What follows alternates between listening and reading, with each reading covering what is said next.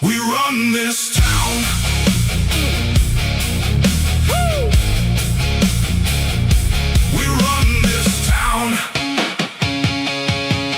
Big stage, bright lights. Everybody wants a taste. Everybody wants the spotlight till they gotta pay the price. Every scar earned a place. Every win left a trace. Now they're trying to keep up while we're setting the pace. Too late, too late. No fear, no doubt, we're too far now. Run this town. run this town. Every road, every round. Every round, Turn it up. let it shake the ground. When we move, everybody knows it now. We run this town.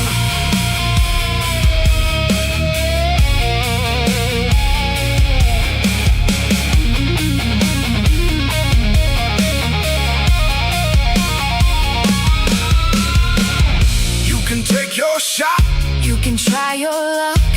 try your luck. Bring everything you've got. It still won't be enough. Stand up, show up, speak up, or move. We run this town. Run this town. Hear the crowd getting loud. Getting loud. Turn it up. Let it shake the ground. When we move, everybody knows it now. We run this town. Woo! We run this town. You hear that? That's what winning sounds like.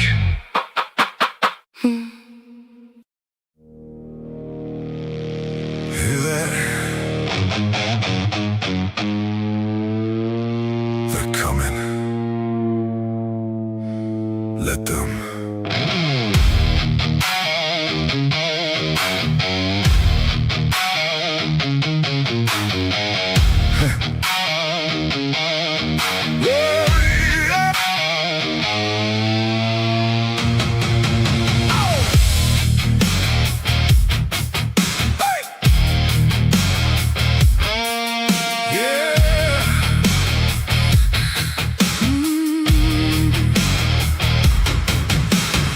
Everybody sees the spotlight. Everybody wants a piece. Everybody loves the story till the story asks for blood and sweat. They see the wins, they see the stage. They don't see the years it takes. They don't know. They don't know what it takes. Long roads, hard miles. Still standing. Still standing after all this time. They want in, They want in. but they don't know where we've been. Where we've been. They want gold, they want glory. They don't know the whole They story. want in. Too late. We already live here.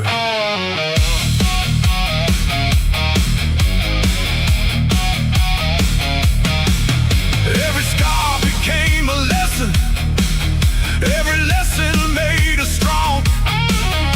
Everybody wants the anthem.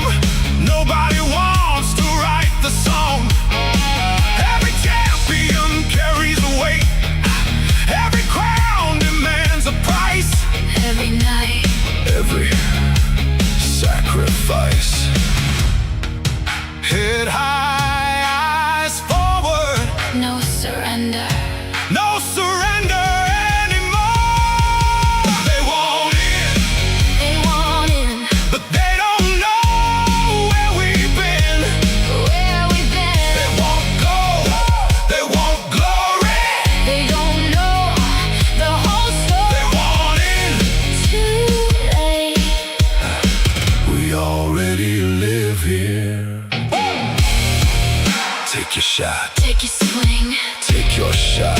Bring everything. You've got, we'll still be standing when it's done.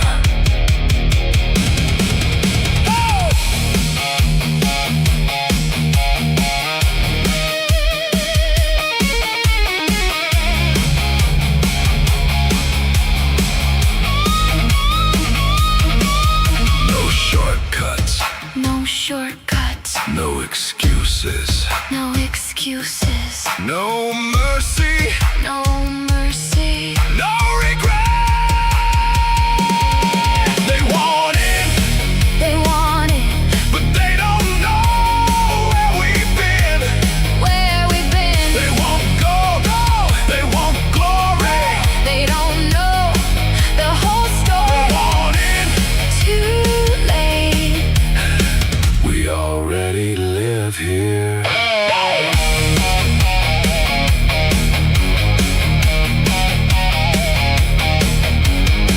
Everybody wants the view. Until they climb the mountain.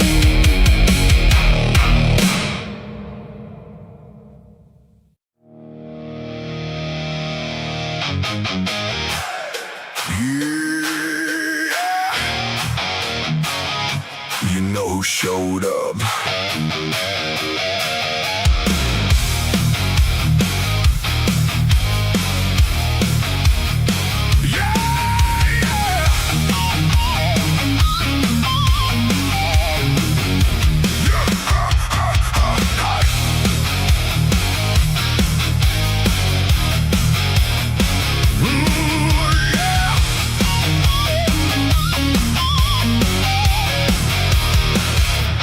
Everybody talks when the lights are low. Everybody's got a plan till it's time to go. Everybody wants a shot at the headline name till they get too close to the flame. We don't show up looking for permission. We don't wait around for somebody's decision. Came too far, got too much at stake. And kings don't ask, kings take. You can feel it in the room. Something's about to break. We're bad for business, bad for the competition. Every time we show up, everybody pays attention. Bad for business, bad for your predictions. You can bet against us, but that's your bad decision.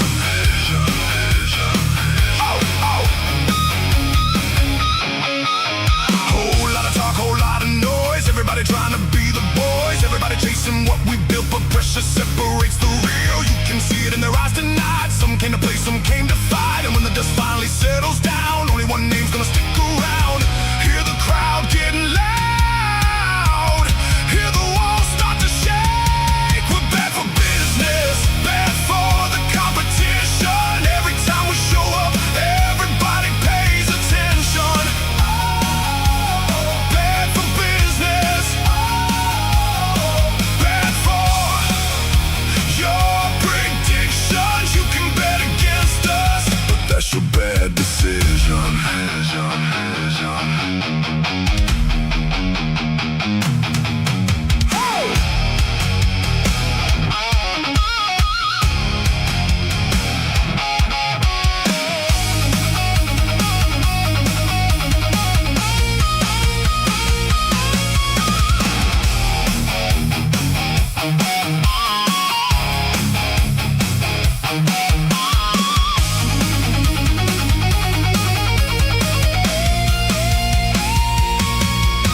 No shortcuts, no luck, no handouts, no love, just work, just scars, just everything that got us this far.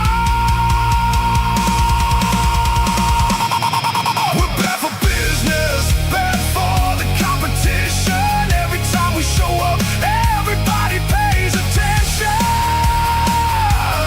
Bad for business, bad for your predictions. You can bet against us, but that's your bad decision.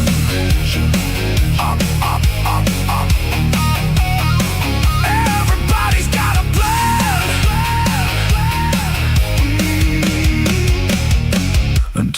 walk in.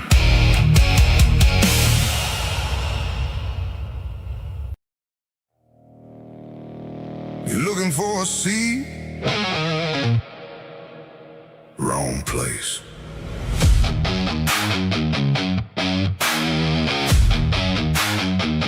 Yeah.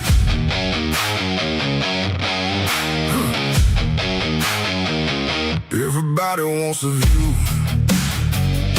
Everybody wants the crown.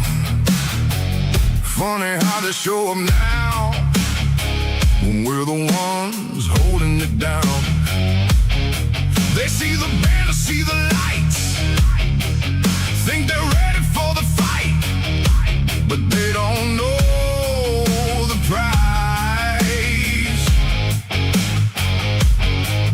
Long roads, cold nights, build this one brick at a time. No vacancy, the throne is occupied. No vacancy, you came too late this time. No vacancy, read the warning sign. No vacancy, this kingdom's mine.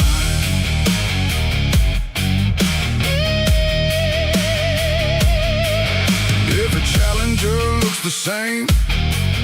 Big talk and a borrowed name. They want the glory, want the fame, but they don't want the weight. Every scar behind these walls, every rise after every fall. This ain't luck, this is what greatness costs. Stand back, look close, see exactly who runs the show.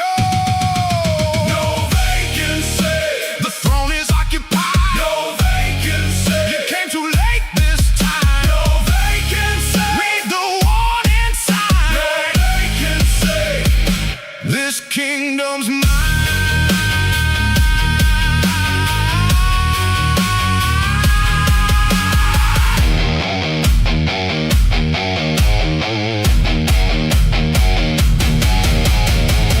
If you want it, take your shot. If you're ready, give all you got. But understand, before you try, the crown survive, the weak don't. No handouts, no shortcuts, no mercy, no love.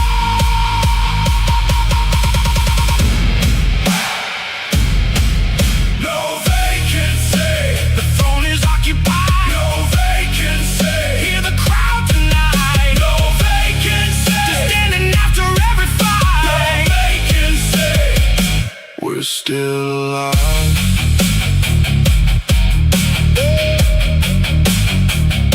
Everybody wants the crown until they learn what it weighs.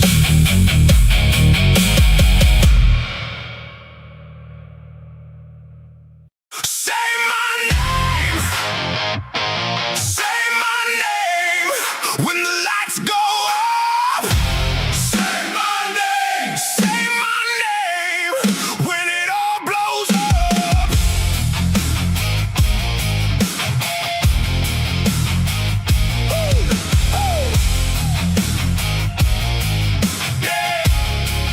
Yeah.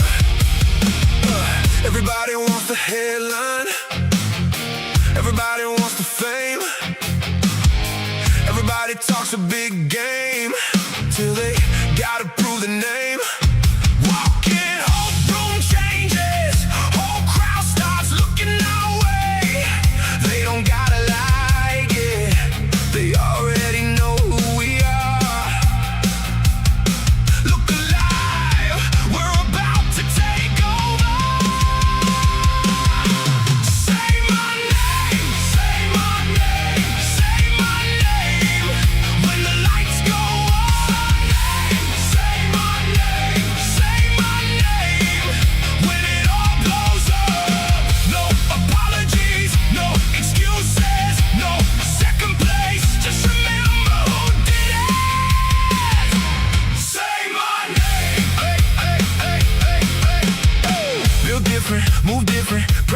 doesn't hit the same. Everybody wants the spotlight. We became the spotlight. Big stage, big noise, big dreams getting destroyed. One by one they figure out why we're the team they talk about. Head high, game face, everybody knows the name. Say my name, say my name, say my name. When the lights go up, say my name, say my name, say my name. When it all blows up, no apologies, no excuses, no second place. Just remember who did it. Say my name.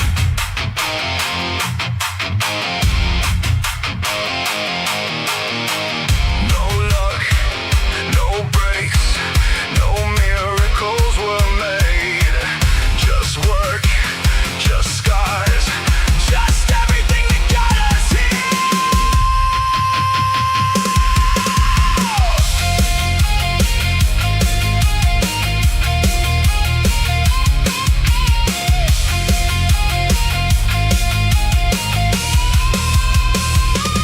Say my name, say my name, say my name. When the lights go up, say my name, say my name, say my name. When it all blows up, no apologies, no excuses, no second place. Just remember who did it.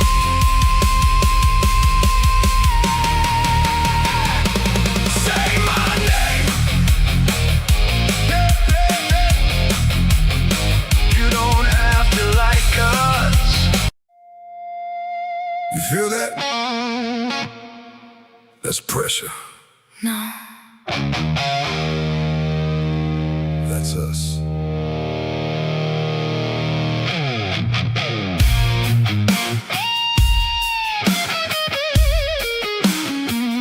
Yeah.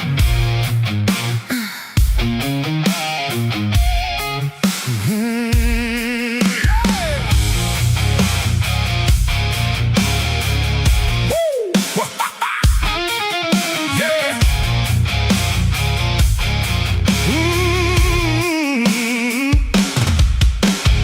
Walking slow, watch the room go quiet. Everybody talking big till they see who they're standing beside. Every banner on the wall, Every name they recall. funny how the conversation changes when the giants start.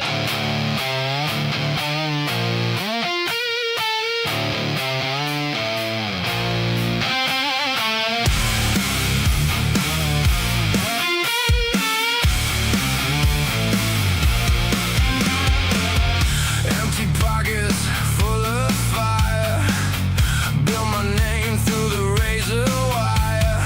Same old doubters, same old lies. Now they watch with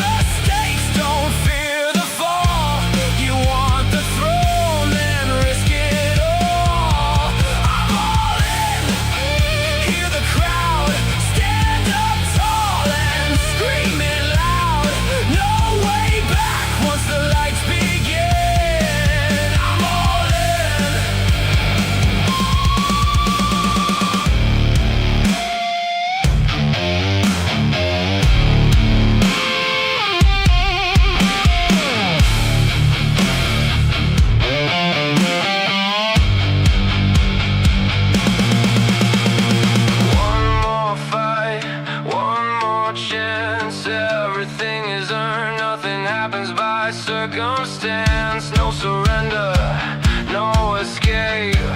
This is where legends are made.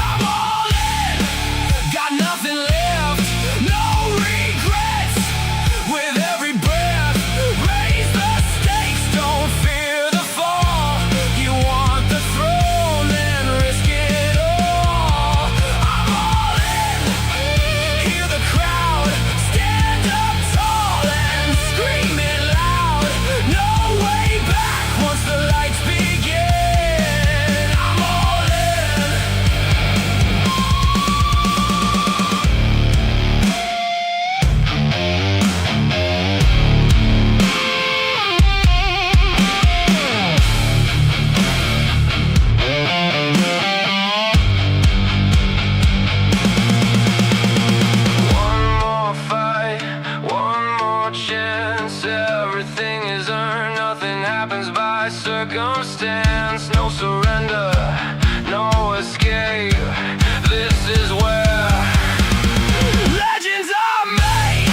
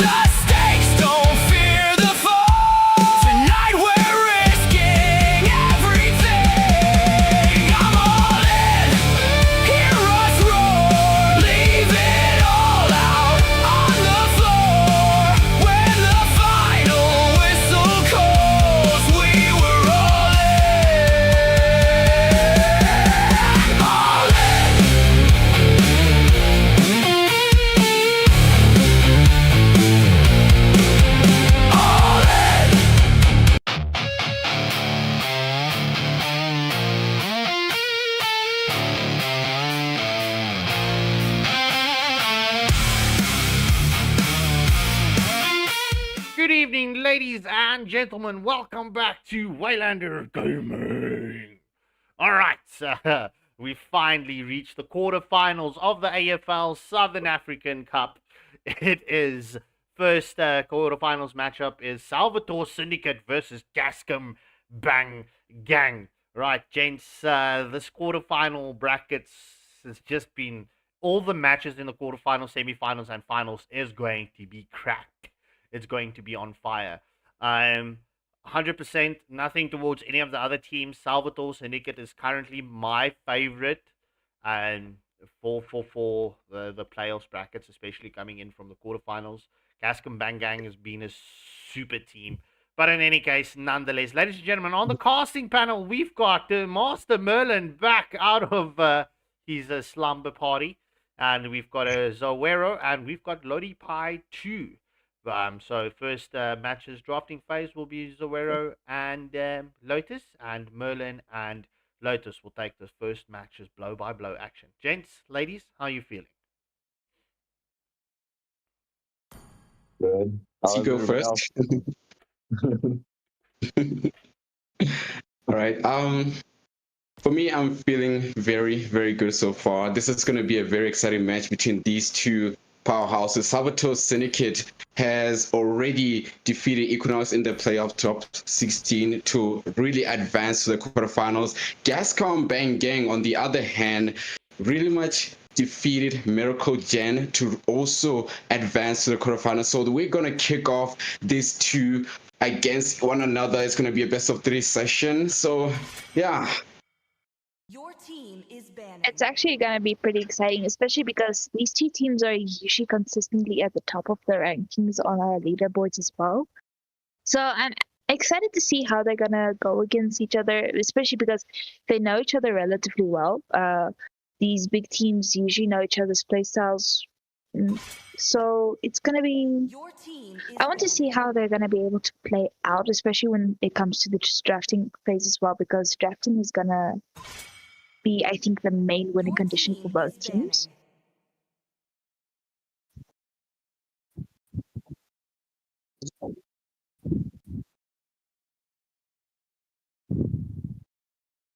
All right. Okay. And with the drafting phase so far, we've already seen 2 junglers banned here from Salvatore Syndicate. What do you think about these 2 bans, Your Zoero? team is banning. Very interesting bans coming from Salvatore Syndicate, really just deleting out the Hirara, the Ling, just coming off as assassins so far. So what I learned from Gascom Bang Gang is that they were very proficient with the Ling, especially against the Miracle Gen. So I'm very much thinking that this is a respect ban coming from Salvatore Syndicate. It goes to show that these two teams did do their homework quite well. I do love that very much. So the Harara ban with the Ling is not bad at all. However, I would consider maybe they adding the Atlas into the play, because he could be a very devastating unit, or even Bellaric. So let's see. Oh, that's Bellaric getting banned out. Interesting so far. Definitely. Although we have seen a lot of these teams go with the Bellaric recently, and it's been devastating. So, as well as the Atlas, like you mentioned earlier, getting banned out as well. Definitely some of these major CC and AoE roamers getting taken out, and with the very high damage junglers as well. Yeah, that's very true. Now, let's look at the map so far. This is going to be Dangerous Grass, quite the ruthless map. Personally, I'm not a huge fan of this Dangerous Grass. So it kind of allows some of functionality. We could see the Guinevere or maybe the Eudora, who specializes in this kind of map. The Dangerous Grass really can be utilized to take in the objectives in, just really ganking, really camping in, just ambush the opposition. So far, we do see Blaze locking onto that Esmeralda as the first pick. I so far have seen Esmeralda being quite the ruthless element, especially in the EWC. So this is coming also as a very good opener for Salvatore Syndicate. Let's see how Gascom Bang Gang respond to that. Although with the Esmeralda getting picked up so early, we saw that happen last night as well, but the enemy team Mhm. immediately countered going in with the Dearth. So a Dearth Mhm. wouldn't be too bad here, so that does leave the Esmeralda a bit vulnerable here. Yes, the Daroth can be quite the devastating unit, especially if it starts locking that that Sea Halberd that can really devastate Esmeralda quite hard. Now, so far we see the Uranus really getting picked up by Spectre. I'm not quite certain on that because like Esmeralda can have a good time against this Uranus in the XP lane, but I do like the lock onto the Bakiro there by King Kage, looking to be a jungler as well as Spice locking onto that Scary, really trying to seal in that late game potential. So far the Salvatore Syndicate draft is pretty solid. I'm gonna have to agree with you there, especially because the carry is so good when it comes to trying to burst down the Uranus, and the Keto is amazing when it comes to the jungling, but can also go for the pickoffs, especially because we are in the dangerous grass right now. So the Gourd and the Claude are usually gonna be very vulnerable if they're not careful enough. Yeah, very much so. I mean, the Bakiro, especially given since that this is a dangerous grass, this is going to be a playground for King Kage to really devastate the opposition, really utilizing the bush to his advantage.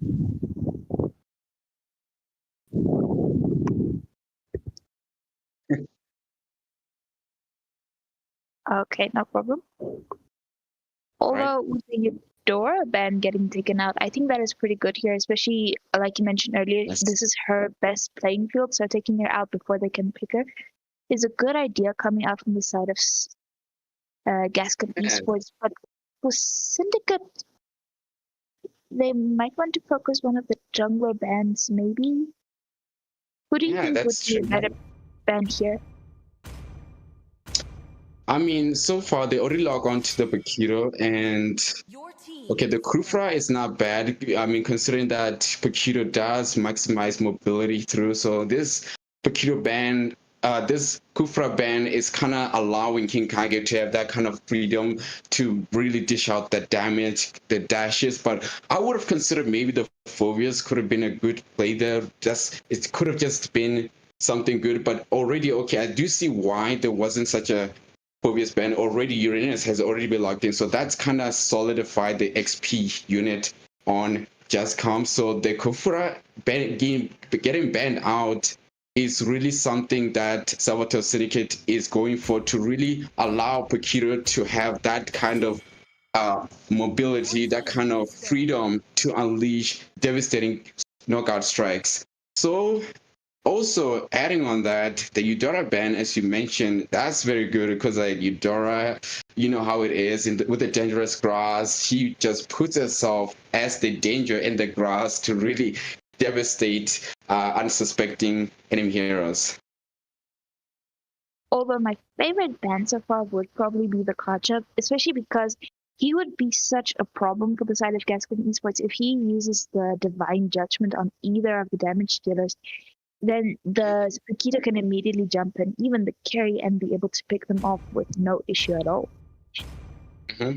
Yeah, that's very, very true. Now, Luxana is looking to make the final ban so far. Let's see what's going to be. I mean, there are a lot of openings so far, but ooh, does not commit to the ban. So that's going to be a wasted ban so far. But seeing how things are, and ooh, the Minotaur, especially with the addition of Uranus, that's going to go hard on Gascom Bang Gang to have that kind of sustainability, the regenerative effects provided by Minotaur is really going to allow that kind of feeling, that kind of sustain for Spectres to really just ramp up their Uranus regenerations.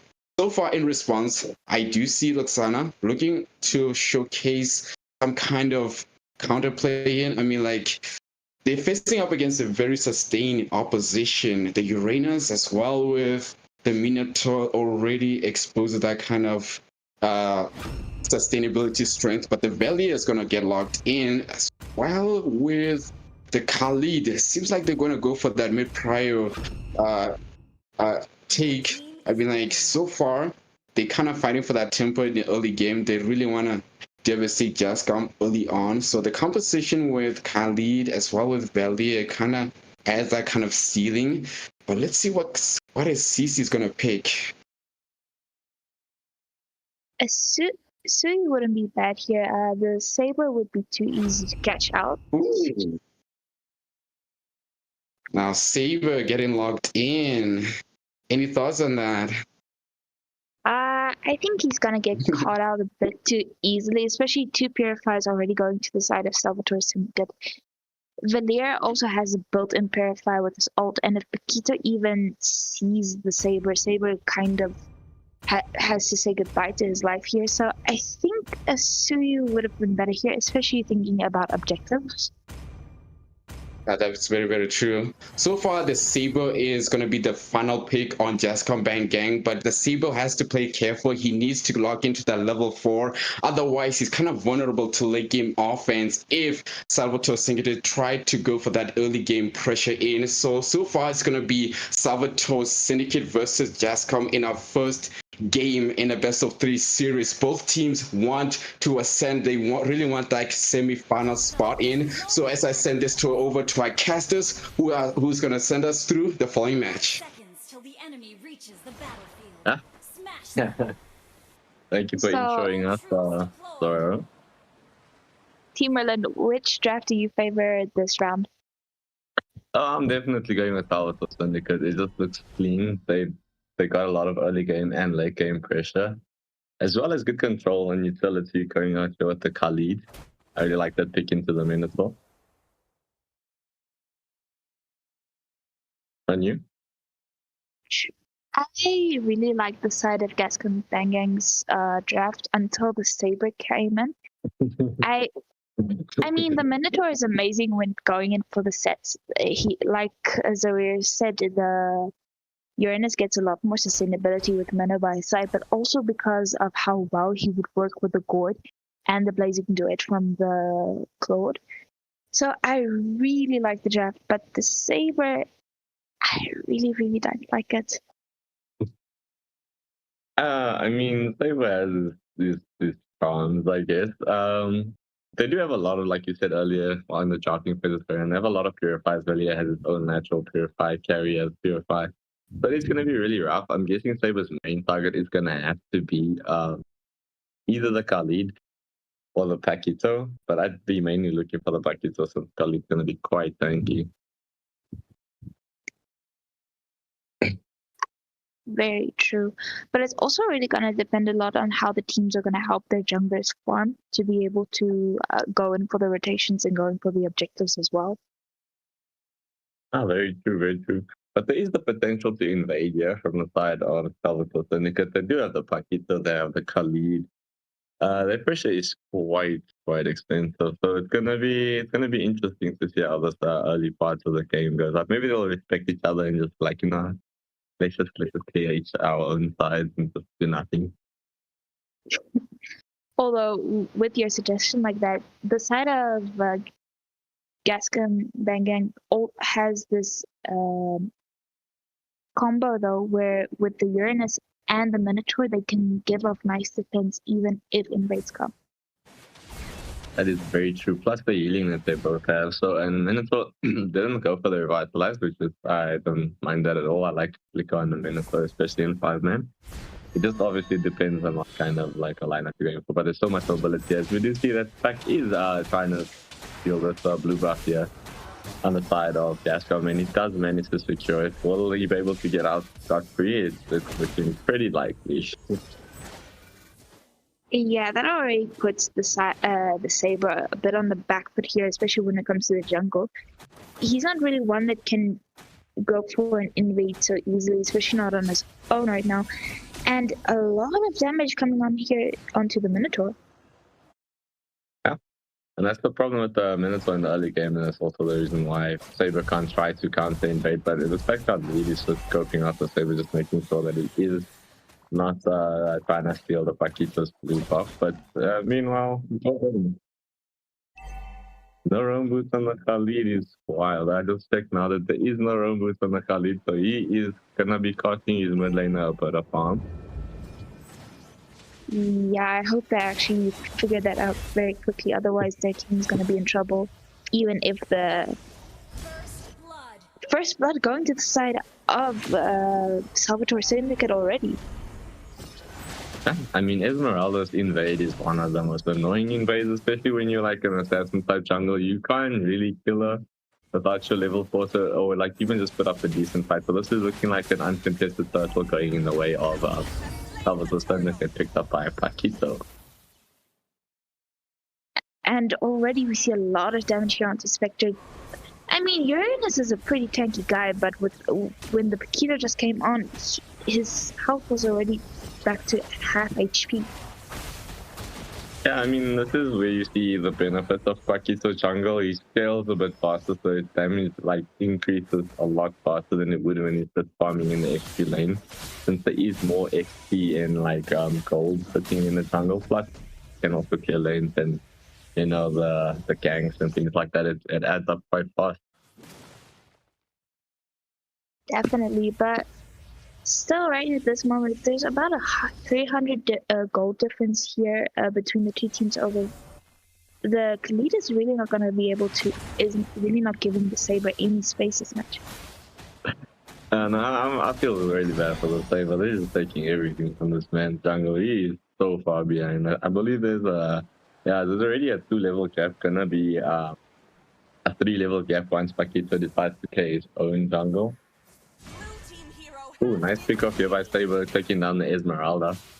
Just securing a nice kill, a much needed kill in favor of Gascom as the engage is on here, but Uranus manages to flicker out. Will he be able to escape? Velius is applying those pokes with his first kill, but the damage is just not there. Ooh, into the Paquito onto the Gord, and the Gord will get taken down here by Kali, just securing our kill. Man, that was rough. But right now, even with all the poking and fights, both teams are still relatively equal on gold.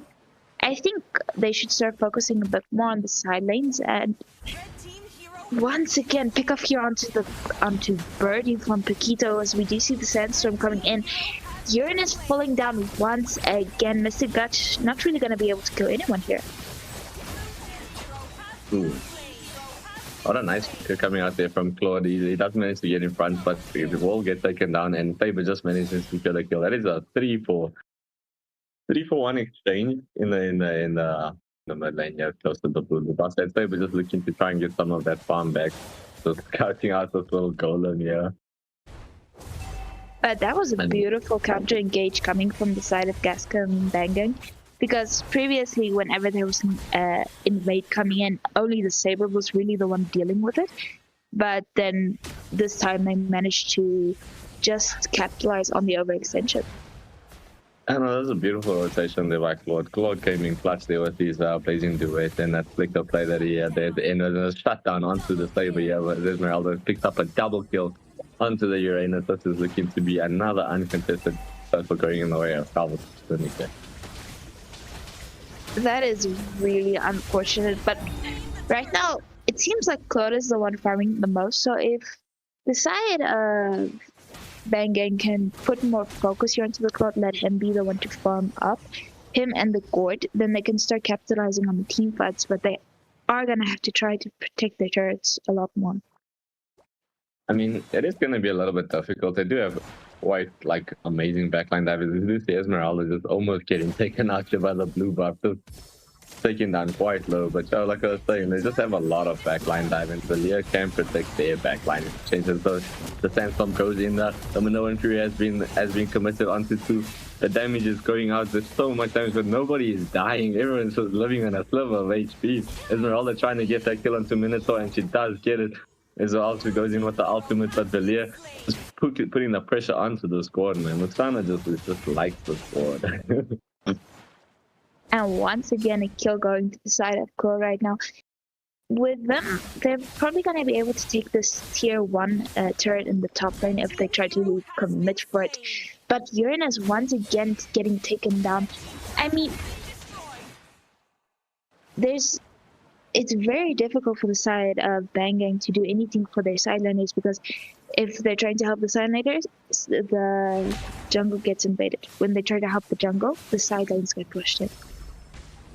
Yeah, it's really tough. The amount of map pressure that they have here because of the Khalid and Esmeralda rotations is really insane. As I'm saying that is Saber taking down the Khalid, but Esmeralda trying to pick up the pieces, just not managing to secure that kill onto Saber. But it will be a killing spree onto this Claude, managing to pick off Luxana, and that is a 2-for-nothing exchange, I believe. Right now, this match can really still go either way. There's a lot of pressure coming out here from the side of Salvatore Syndicate, but Banggang is trying to respond with it as best as they can. It's just the jungler needs to be given that space to be able to take the objectives, and their lives will be a bit much more easier. As we just see the Sandstorm is into the mix, Saber picking up the turtle, but the Minoan Fury is into the mix as well, with the Mystic Gush doing so much damage. That will be Kerry picking up the kill onto the court, but Saber just coming into the mix, and man, Galia picking up a kill. That is a shutdown kill, also going in the way of Esmeralda. Mega kill, double kill for the carry. That is a full team, almost a full team wipe here potentially, and Minnesota does get taken down. It is a full team wipe, and the minions are pushing into this mid lane tower.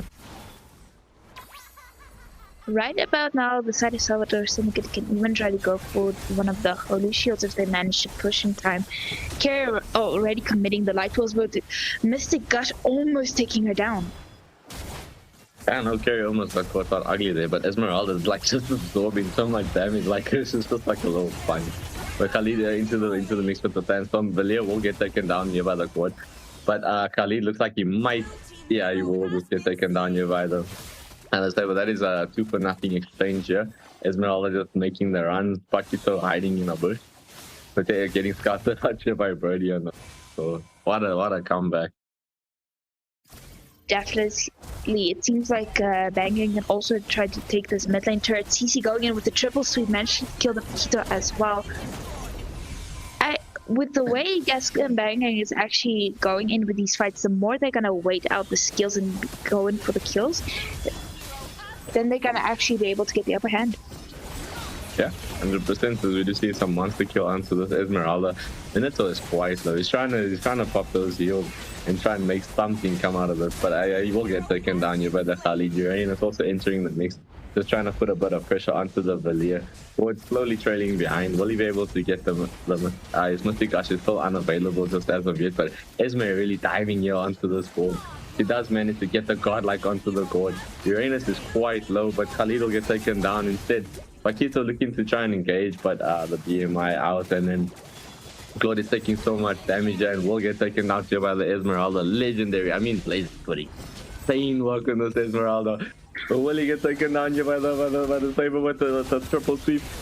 Is the damage there? The Minoan Fury is into the mix. Esmeralda has so much shield. It's like no damage is being taken whatsoever. They're trying to potentially poke out this mid lane holy shield. Can she do it? It's time to back off as Kerry sets up for the Lord.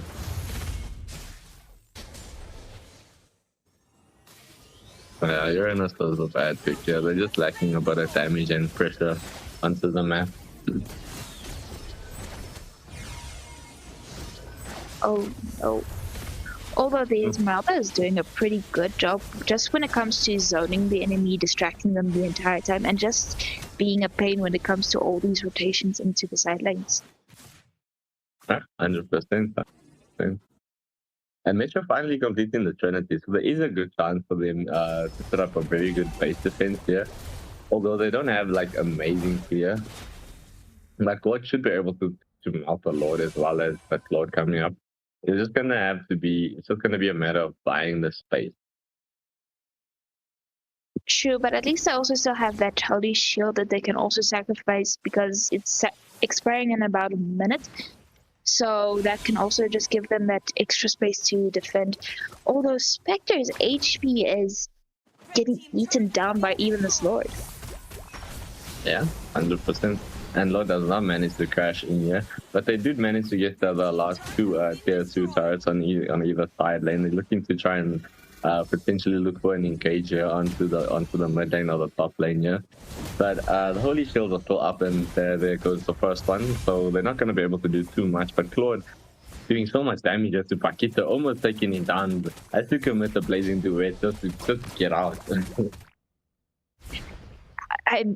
well, his damage is finally coming online even more than it was in the early game. But I think they should try to focus a bit more on anti-heal for the Claude, and then try to go for Wind Chant. That way he'll be able to deal with the Paquito and the carry late game. 100%. I do think Claude does need to definitely pick up a young Windwalker there, and potentially, you know, when we get to the later stage, you can pick up the immortality. The engagement was there a little bit onto Claude, but you know, he just saves with the BMI. These Claudes are so tricky, man.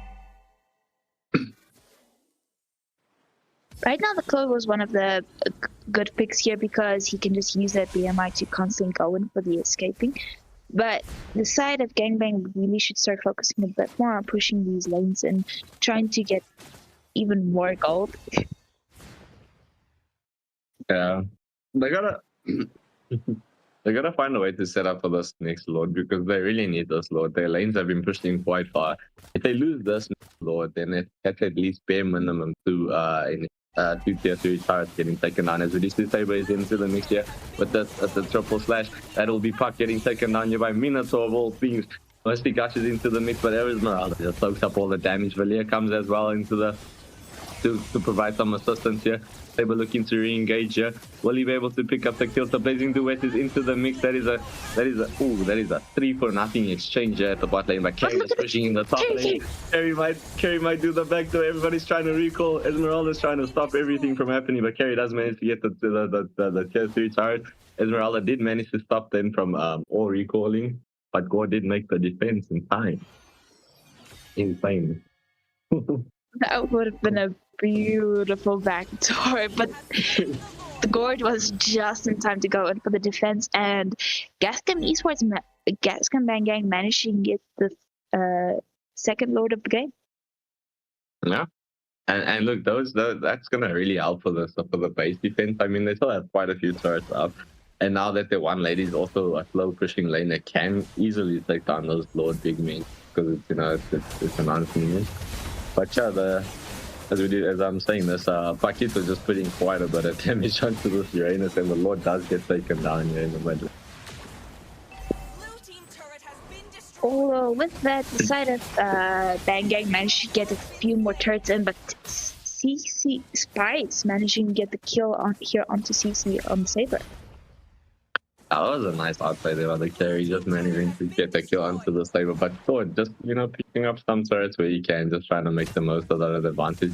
But Paquito overextending quite far here with this Esmeralda, looking to dive into the backline, taking way too much damage from Claude, and the Blazing Devices into the mix, as well as the Mino Inferior Flicker coming. Flicker Mystic Gush into the mix as well. That'll be two of them taken down. That is a 2-for-1 exchange here.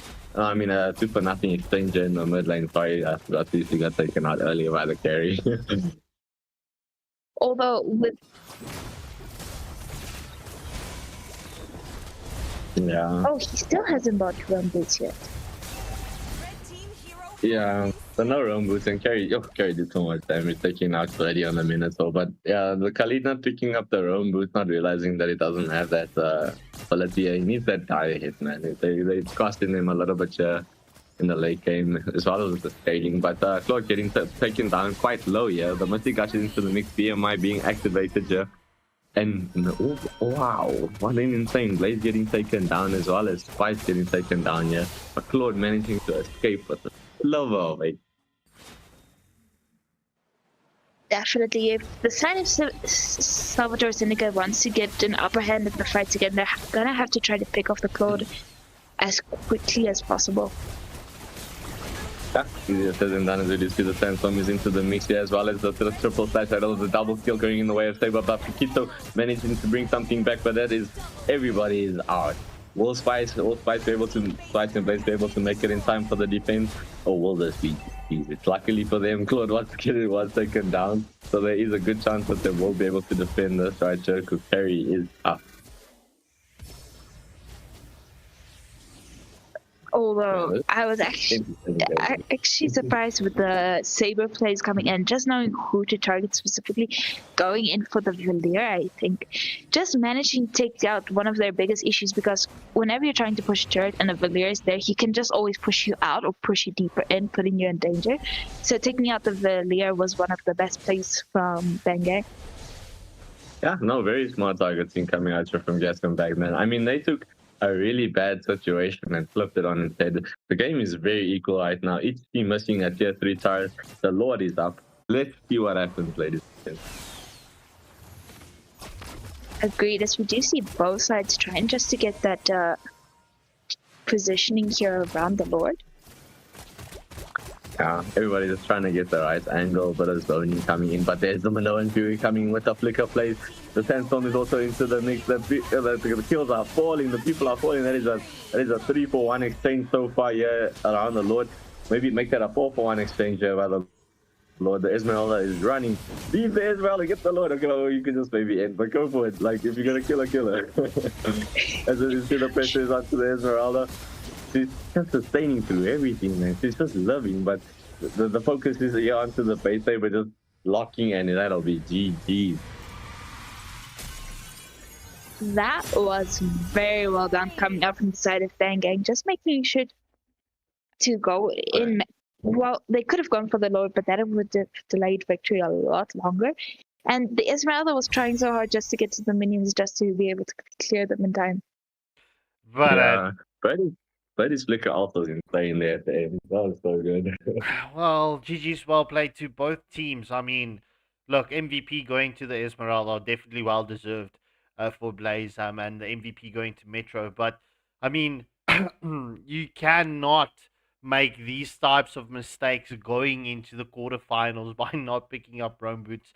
You could see from mid to late game that no Rome boots on the Khalid, not allowing that extra. I mean, Khalid was so underleveled and so underfarmed. Not allowing for that extra engagement. That extra items makes a big difference. You don't realize it, but I mean, this just comes to bear witness. I mean, Khalid is a good backline diver and an initiator or re-initiator, but it's just unfortunate Salvatore Syndicate didn't have that. But in any case, ladies and gentlemen, let me quickly switch everything over so that we can jump into the second match between Gascom Bang Gang and Salvatore Syndicate. The Gascom Bang Gang has currently the match point. If they win the next match, they are going to proceed through to the semifinals and potentially either play off against Ferox eSports or Gascom eSports. Yeah. That is going to be very exciting to watch. Okay. Yeah, it is going to be an interesting game to watch.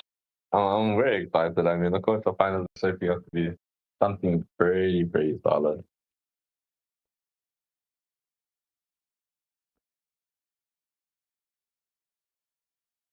Gotcha. Are you expecting to see Esmeralda ban this time around? I mean, Esmeralda would be a very valid ban if you're not going to pick it up yourself.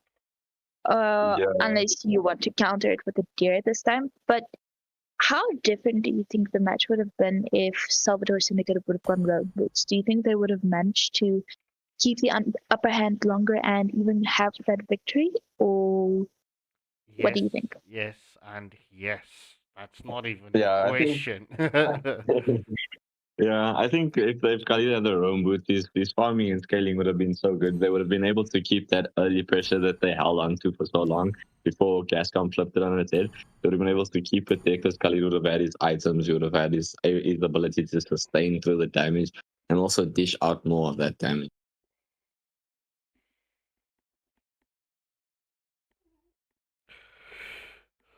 And into the drafting phase we go. Brady getting that first ban. Kind of hoping we're gonna see the Esmeralda ban you mentioned.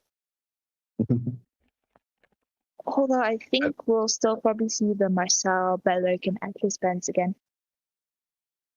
I mean, most likely. There's so much to ban these days. Like, the meta is all over the place. And even supports are coming through these days. I see even in the MSC, people are picking up some support and stuff. So it's quite interesting to see the meta right now. But yeah, Focus being the first ban, I do think they'd probably want to pick up the Esmeralda themselves, seeing as their first pick, potentially. It is a good first Your pick. team is banning. Definitely Herrera getting banned out once again. I think there was also Bang Gang that played the Herrera previously, also quite menacing. during some of their matches. But I don't And think we'll probably be seeing the Uranus again for a while. He was just countered too easily. yeah, plus he doesn't have like the damage that he needs like for that kind of tanky XP. Esmeralda does a lot of damage, can sustain through a lot. Heroes even like Barrett, plus some people pick up Barrett XP, YZ, you need to have damage and tanks, unfortunately. Your team is banning. The Paquito ban is pretty valid, especially with the amount of chaos that he created the previous match. So taking out is a good idea coming out from Bangang. Yeah, 100%. But I'm betting that Paquito wish he had the flicker. That's the only downside about Paquito jungle is like he really does need the flicker because he doesn't really have like an amazing escape skill when he gets put under a lot of pressure. But yeah, I'm still getting taken out. I mean, no surprises there.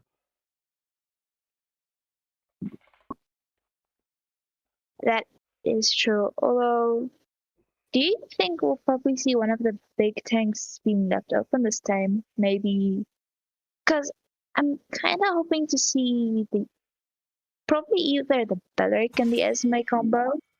Your team is banning. We might, but Atlas getting taken out already is not boding too well for that situation. It's open for the Lotus. But you might see the Beleric come out. It just depends on what Salvatore Syndicate decides to go for their last ban. I'm predicting the Beleric, yeah. Your team is picking. I thought so. And there's the Your team Esmeralda is first picking. pick. We might see a Derek this coming out this time. Even Syndicate once again picking up the carry just to be able to take down the tanks. Yeah, honestly, I would commit the carrier early as well as that. The Eudora has been putting in so much work lately.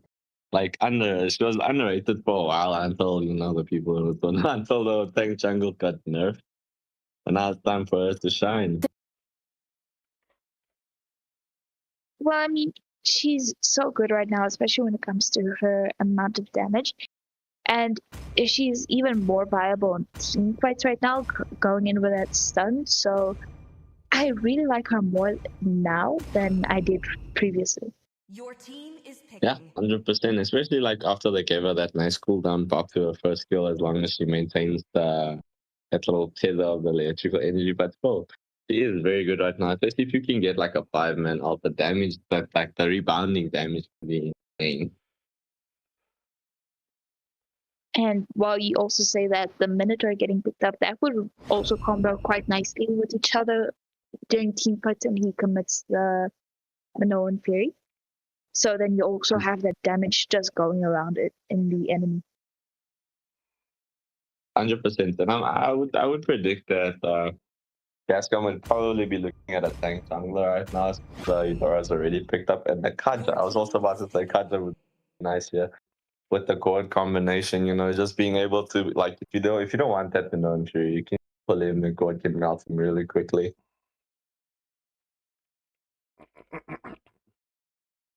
That is true, and the Kaja would also probably be nice when it comes to those team fights, just also disrupting some of the sets from the side of Salvatore Syndicate. Yeah, 100%. Plus, he also has the ability to steal a buff at level 1 because basic attack for some reason does more than a level 1 retribution, which is insane to me. But yeah. Although with that, he's also gonna be one of the nicer combos with the Gourd, Mystic Guts, and the Your team is Falling banning. Storm coming in from the Esmeralda. But what do you think about this Freya pick coming in here? Honestly, it's not too bad going into the Esmeralda. She did get a bit of a physical defense buff, so it's going to come down to a bit of itemization, skill difference.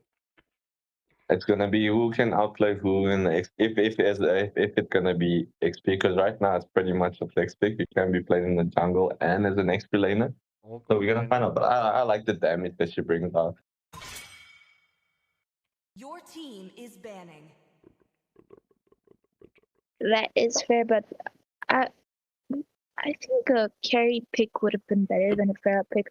mostly for the sake of trying to take down these tanks.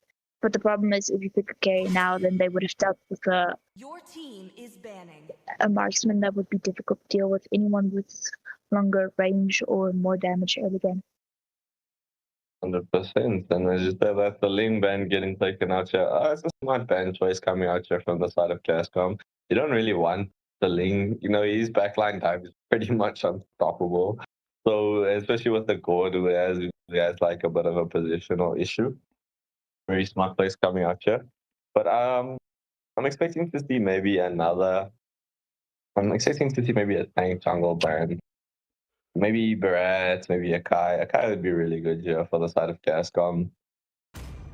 Even for the side of Salvatore Syndicate, it wouldn't be too bad. Although the problem with the Akai would be the way he's going to layer his skills, because you don't want his skills to basically counter interact with the Minotaur skills. Because while the Minotaur is trying to CC everyone up, the Akai might try to push everyone away. Your team is picking. 100%. I mean, it all comes down to timing and how you execute the draft that you're trying to go for, you know? But yeah, I see you getting taken out. Very smart ban, yeah. Coming out of the side of Salvatore Syndicate. Although I wouldn't really expect an assassin pick up here from the side of Gascom, seeing that the Eudora is there. She is like the hard counter to any assassin jungle, especially like the likes of you. That is true. Although, Your team is picking. okay, so we're probably going to see the Freya on the gold lane here with YZ going to the XP lane. But do you think a Lear mode would work here for the side of Bangam? Yeah, I was also thinking a Leo mode wouldn't be bad into this comp. Like, not very easily bursted down. You can build him a bit tankier, but even the Fred is not a bad shout out. I mean, they have they are lacking a slight amount of CC because you know Esmeralda, it does have a bit of CC, but it's not like great when it comes to like the fight kind of situation playing and stuff. Especially when there's a Freya, you need something that can lock her down. And I'm guessing Kaja is mainly going to be towards the Shidora or potentially the YZ. Your team Although the Moskov pick coming out on the side of Gascom isn't that bad of an idea, especially when I think a Purify might be better on him here. But when the diving comes from the side of Salvatore Syndicate, he can push them away and reposition at the same time. So that way he can play safer and far more. And he's a bit more better during the late game than Freya, really. I do agree with you with the Purifier though, especially since they either Eudora and a Minotaur. And he did swap into a Purify. Okay, but yeah, last pick coming out here, what do you think? I was Balmond, yeah, I was thinking Balmond.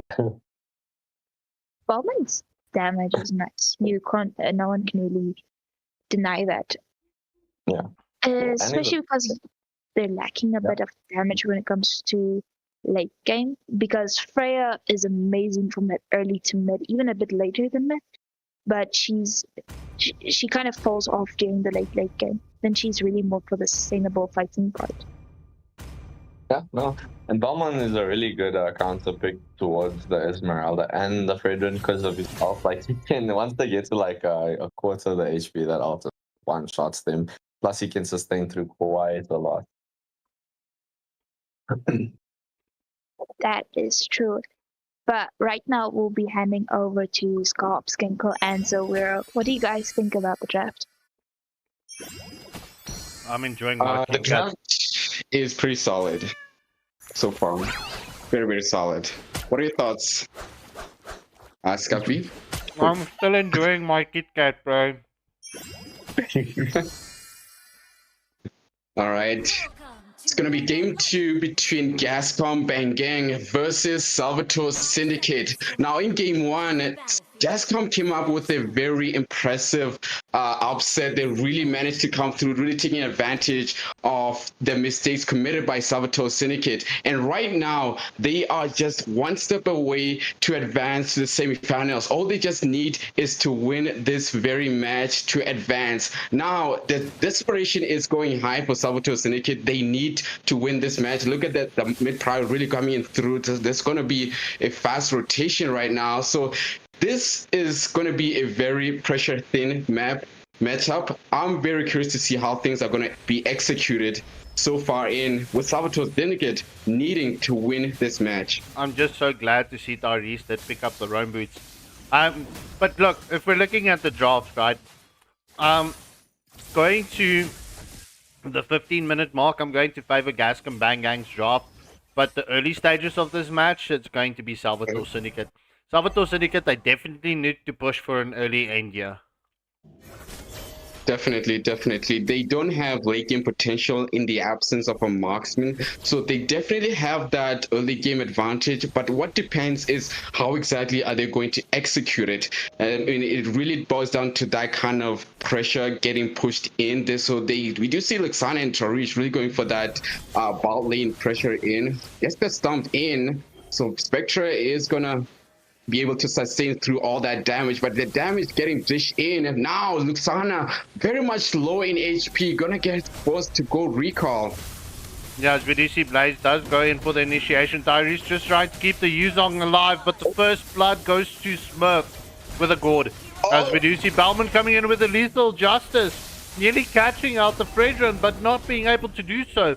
King Kage getting forced back with a Mystic Gush, but a Birdie picks up the kill onto the Bellman. That's a 3-for-0 exchange. Very powerful engage there coming by Gascom Bang Gang. I'm not sure this is a good turtle to contest so far. I mean, this goes the engagement setting thing. The Black Dragon has been committed. Now CC gonna get caught in. Now it's Blaze really taking a lot of damage from Spectre. The engagement is so far in, has to force the retreat.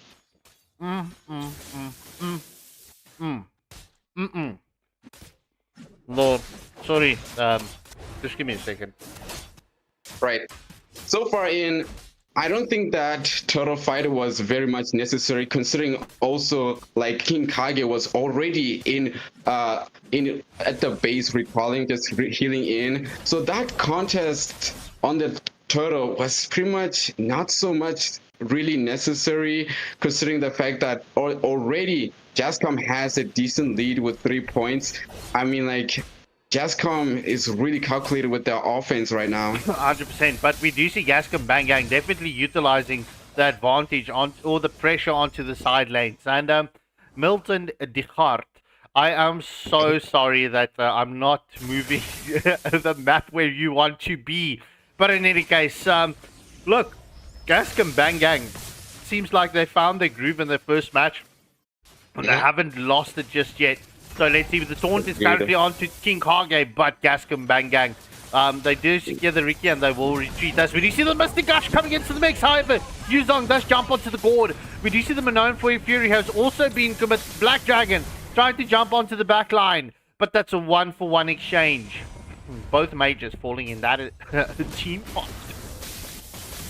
Indeed, Birdie really just taking a lot of, just some minuscule amount of damage so far, but I'm looking at this, and Salvatore Syndicate seems to be really caught in a lot of sets. Like, they need to be patient. They cannot overextend, as the next turtle will be spawning in. Oh, as we do see the Valkyrie's descent has been committed from the Freya. She gets taunted up by the Fredrin. And oh my gosh, Esmeralda just doing the damage onto the Freya. That is Freya and Minnow getting taken down. It's currently a 2-for-0 exchange. Yuzong trying to get the engagement onto the gore, trying to force them away, but not being able to do so. So, it's at the end of the day, it's currently 5 kills advantage going in favor of Gascom Bangang. And oh my gosh, it's just before the 5-minute mark. They've also got a 3k gold lead. But we do see that Divine Justice has been committed. Tyrese getting taken down by the Moskov.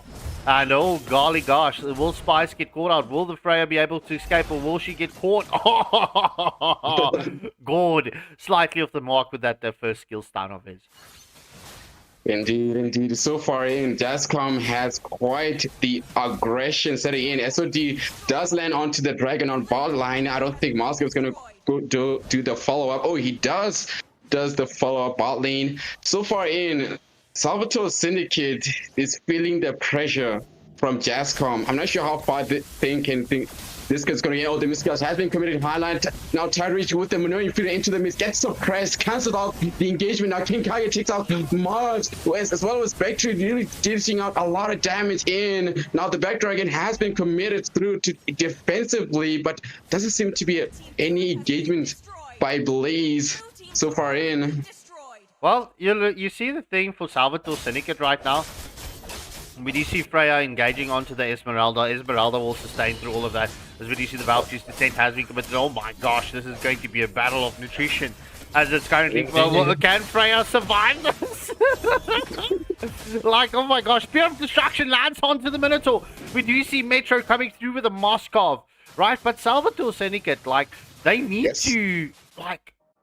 Gosh, they cannot engage into the team fights because Gascom Bangang, especially with the Gord and the Kaja, as soon as they try to commit that Minoan Fury, we've seen it now happening twice, they cancel out the Minoan Fury, right? So they need to go for a 3-2 split or ideally a 4-1 split.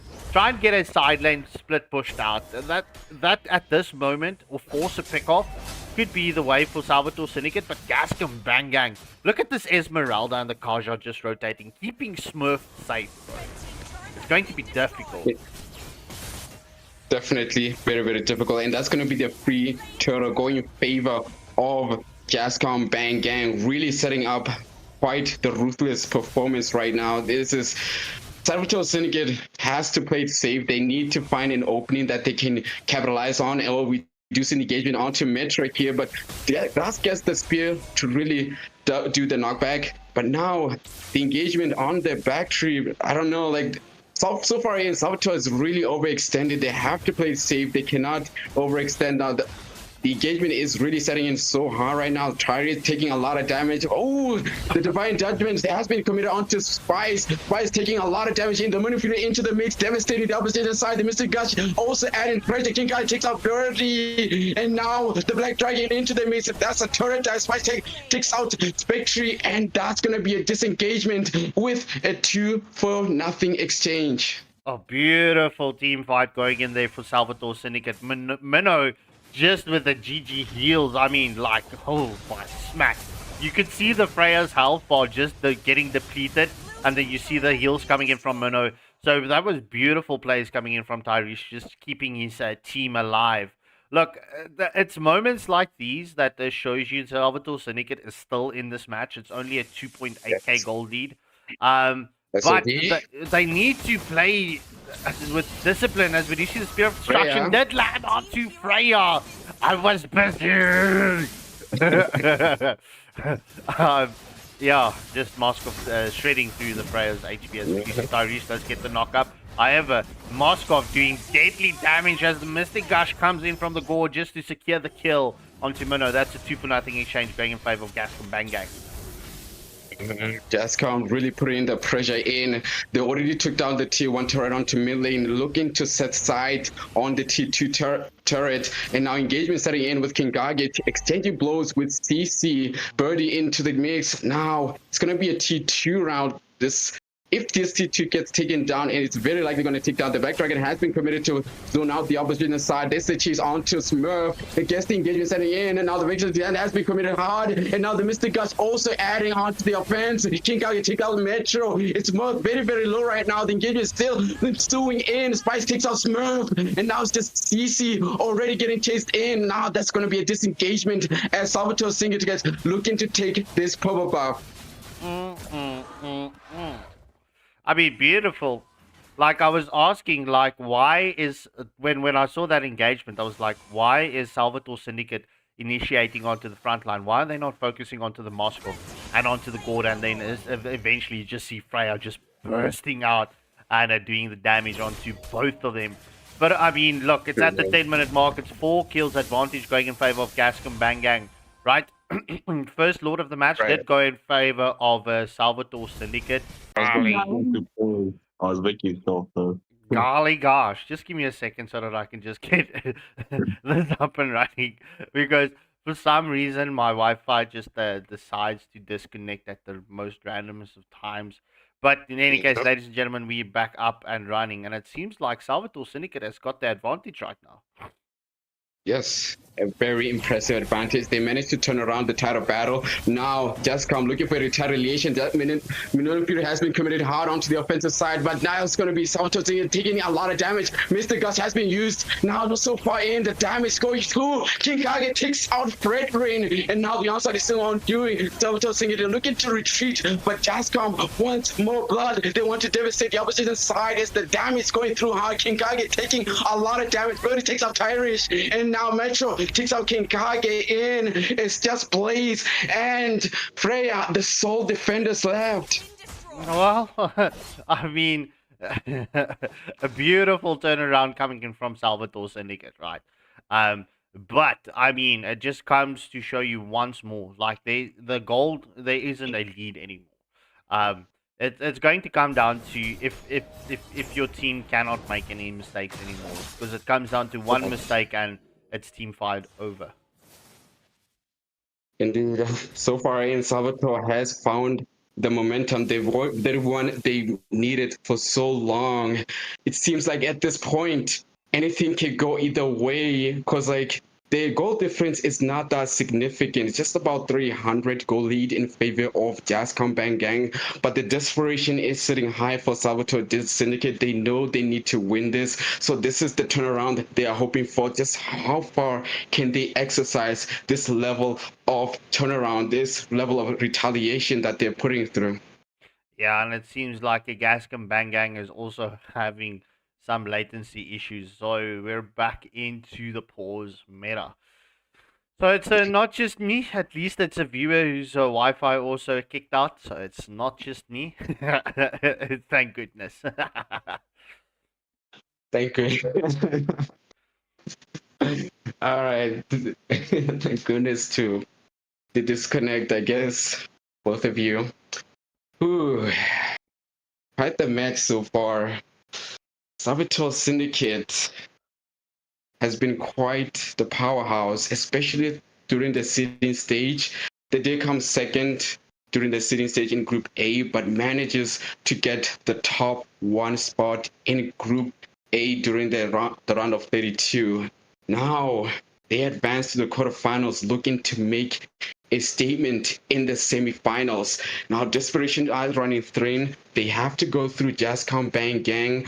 Everything is counting on this match. They need to win this. If not, they are absolutely out. Well, let's see how this will play out. It's just unfortunate that there is currently a lag issue on the side of GBG. I hope this doesn't cost them right now. Because this match is so contested.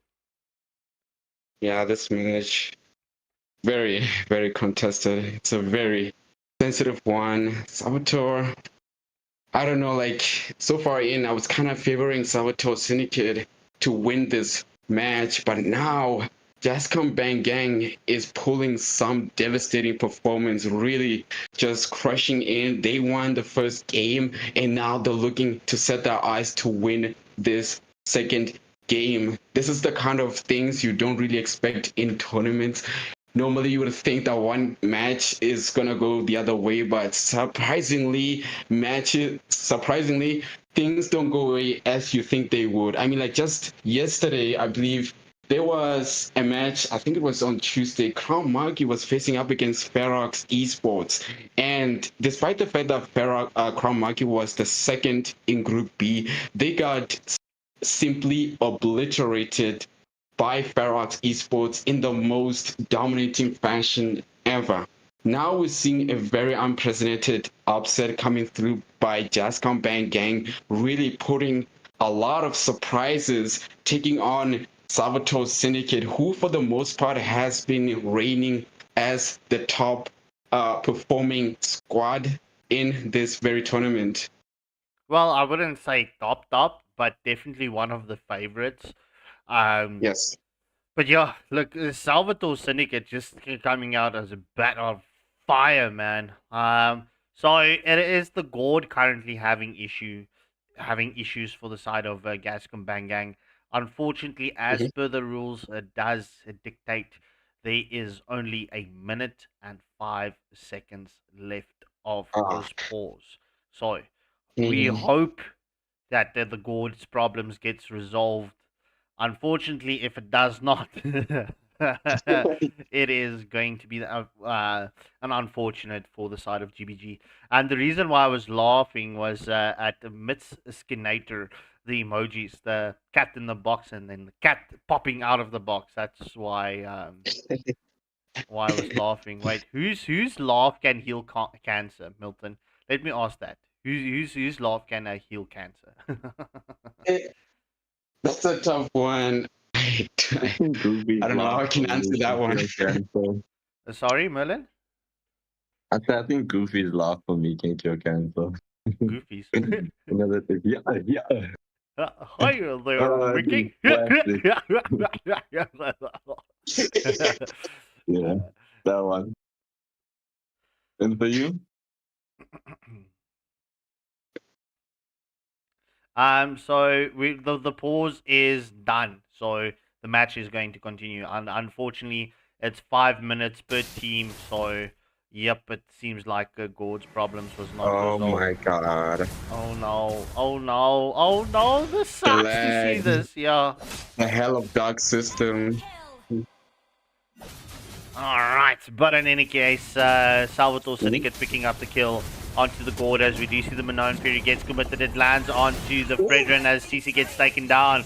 It is currently a 2-for-0 exchange going in favor of Salvatore Syndicate. They can definitely capitalize on this and pretty much force for the, well, not force for the ending, but get an uncontested, Oh my god. uncontested Top Lord. side. Look at the Moscow. Moskov. Like what? Oh my god. Balvin just coming in for the save there as we do see the Valkyrie's descent has been committed onto the Moskov. Oh, the Vengeance has been Oh popped my as well. The lethal god. counter coming in, the shutdown kill coming in for the Balman. Spectre in a lot of hot water. Esmeralda just once more sustaining through so much. Like, what is this even? Is Esmeralda killable?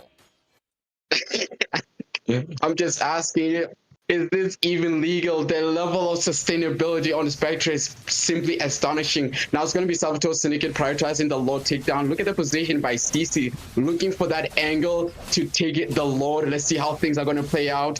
So Taraichi hasn't spotted CC until, oh, it doesn't get the red to steal. And now it's going to be Spice really zoning out the opposition side. And now the Lord is coming through in favor of Salvatore Syndicate. Will be spawning in just 10 seconds.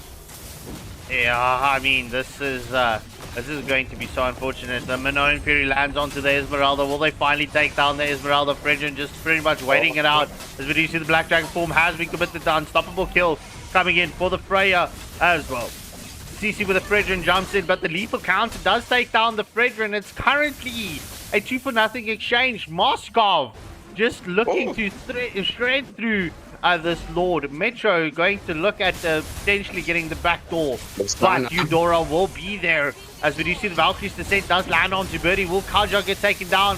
Kaja using the Divine Justice just to pull everyone back, and that is Freya focusing on to the Nexus. Yeah, I mean, look, this is very, very unfortunate with what happened with the Gord. I mean, but in any case, ladies and gentlemen, we're going to have a sudden death round. Kaja Yeah. picking up the MVP for the side of Gascom Bangang, and Spice picking up the MVP with the Freya for the match. All right, ladies and gentlemen, I'm just going to swap everything around. Hopefully, Gascom Bangang can bring in a sub, or Smurf can sort out his issues. Yeah, I do hope they find the substitute. This is going to be a sudden death round, a very critical one. They cannot go in for V5. So all desperations are hitting the skyrocket. This is the last chance to get to the semifinals. 100%, 100%. This is a do or die match for them because, I mean, regardless, however you look at it, the semifinals for whoever is going to go through. It's going to be either against Ferox or Gascom eSports. So, I mean, they know that it's going to be a tough feat for them in going into the semifinals, which is starting on Saturday. The most anticipated showdown coming on Saturday. Sorry. So I'm kind of hoping that they find a substitute into Gascom Bank and really showed quite the performance against this Salvatore Syndicate. Really impressive display, absolute good performance on their side. I just hope they find the substitute pretty much on time. Yeah, ladies and gentlemen, so what I'm going to do is I'm going to put up the pause screen whilst we just quickly handle the administration situation with Gascom Bang Gang. We will be back with you in just a moment. Empty pockets full of fire. Build my name through the razor wire. Same old doubters, same old lies. Now they watch with open eyes. Every scar became a mark. Every loss lit up the dark. Every round another test. Pressure only brings our best. They said, kid, you better back down. Sorry, I was born to take the crown. I'm all in, got nothing left, no regrets. With every breath, raise the stakes, don't fear the fall. You want the throne, then risk it all. I'm all in, hear the crowd, stand up tall and scream it loud. No way back once the lights begin. I'm all in. Every heartbeat counts the time. Every mountain starts to climb. No excuses, no retreat. Victory walks on bleeding feet. Pressure cracks a week apart. Champions build an iron heart. Every second, every play could become your legacy. Fortune doesn't know my name. I make legends through the flames. I'm all in, got nothing left, no regrets. With every breath, raise the stakes.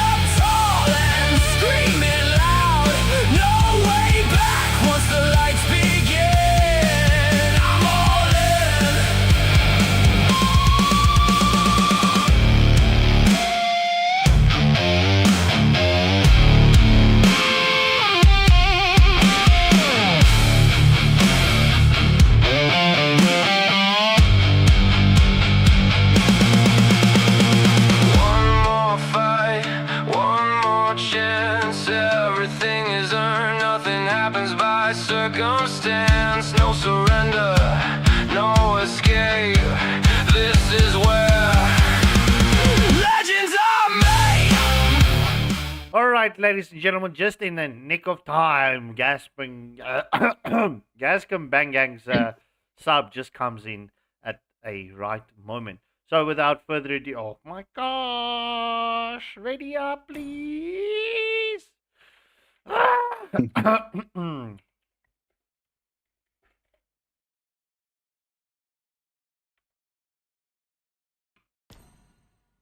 But in any case, I wanted to say without further ado, let's jump into the second match of drafting phase. Third and final match of drafting phase. Okay, there we go.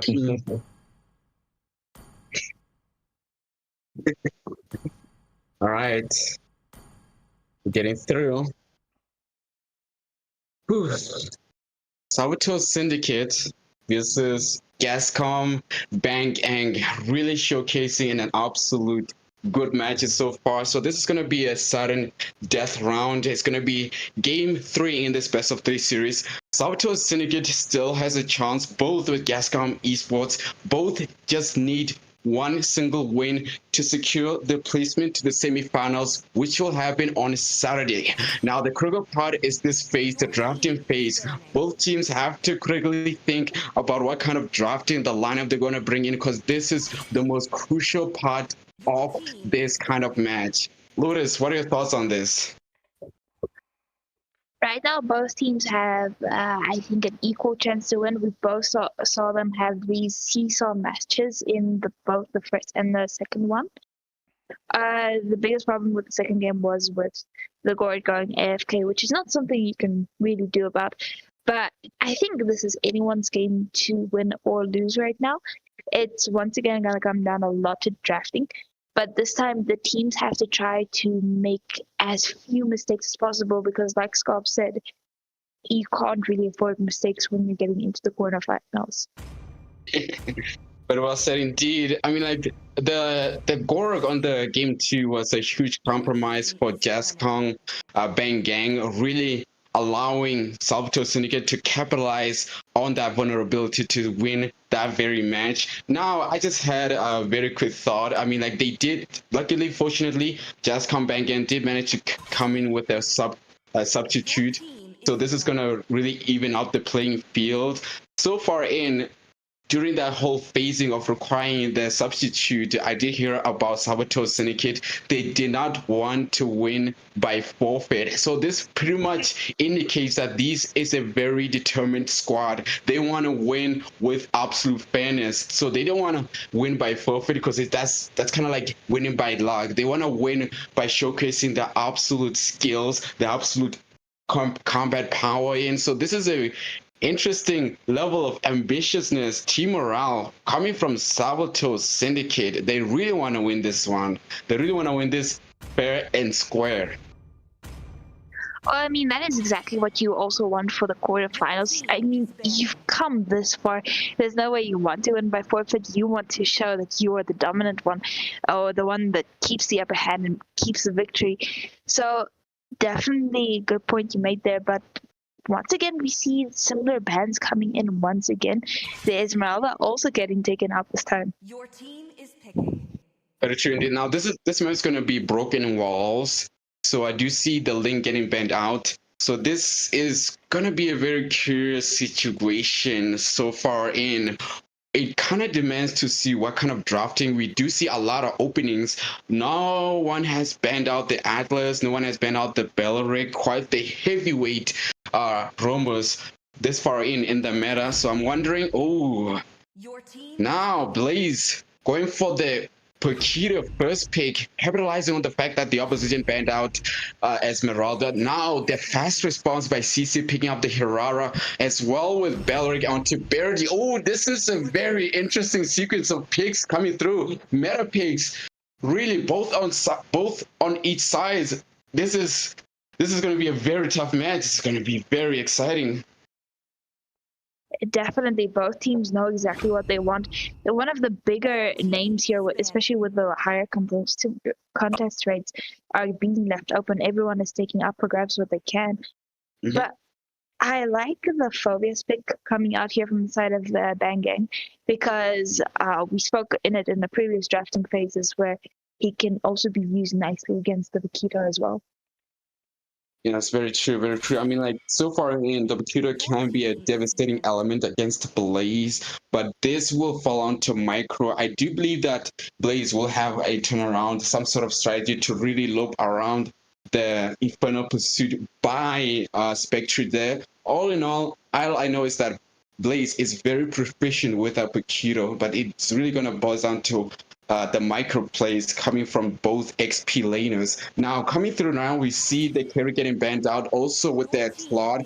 I mean, both sides in the first game, we saw that Claude was a devastating element in the hands of Metro. So that's a very good ban so far again, as well with the Dragon. I'm guessing Gascom Bang Gang is thinking that this Paquito is likely a jungler. So they're going for that XP banning because like in the first game, Paquito was in fact a jungler. So they kind of assuming again that it's going to be a Paquito jungler once again. So that explains the Dragon getting banned out as well with the Also, Valir getting banned out too.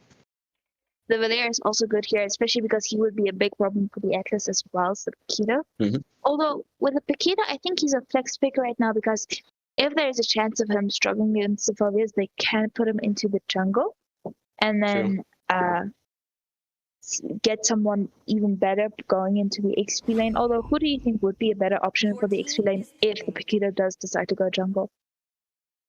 Yeah, very true, very true. That's a very good assessment. This Plaquito is a flex pick, so it kind of allows Salvatore to have that kind of option to decide whether they want this Plaquito on the jungle or rather on the XP lane, or even okay, looks like they already log on to Moscow here, so that's going to be a very decent unit in terms of split pushing in. But oh, the Barats get it showed in by King Kage. This is going to be an interesting pick if they do decide to log on to the barracks. I mean, this could really change the tide of battle in on all directions. Definitely. Although I'm curious if the Barats goes in with that charge in the biting the person basically. Would the Herrera's immune passive skill be able to protect her from that? I mean, so far, I kind of do like the Barats, so, and he is viable to go on to the XP lane, but it looks like King Kage is going to log on to going to jungle, so that's it. That's going to be a Paquito onto XP lane. He's going to face up against his own kryptonite that is Phobius. This is going to turn out to be a very, very exciting match. It's a sudden death round in, so both teams got a very interested draft. We see the Barras in the jungle quite pick up, and also with Harara on the CC there. So that's going to be a lot of devastation coming in on the CC. So this is, I'm guessing, I'm measuring so far in, this is going to be one heck of a match. The draft is just so spot on. The Tyrish, the Blaze, ooh, I'm very, very excited for this. Very, very excited. Definitely. And now Scops can go Team Merlin. What do you guys think about these drafts and who do you favor more? If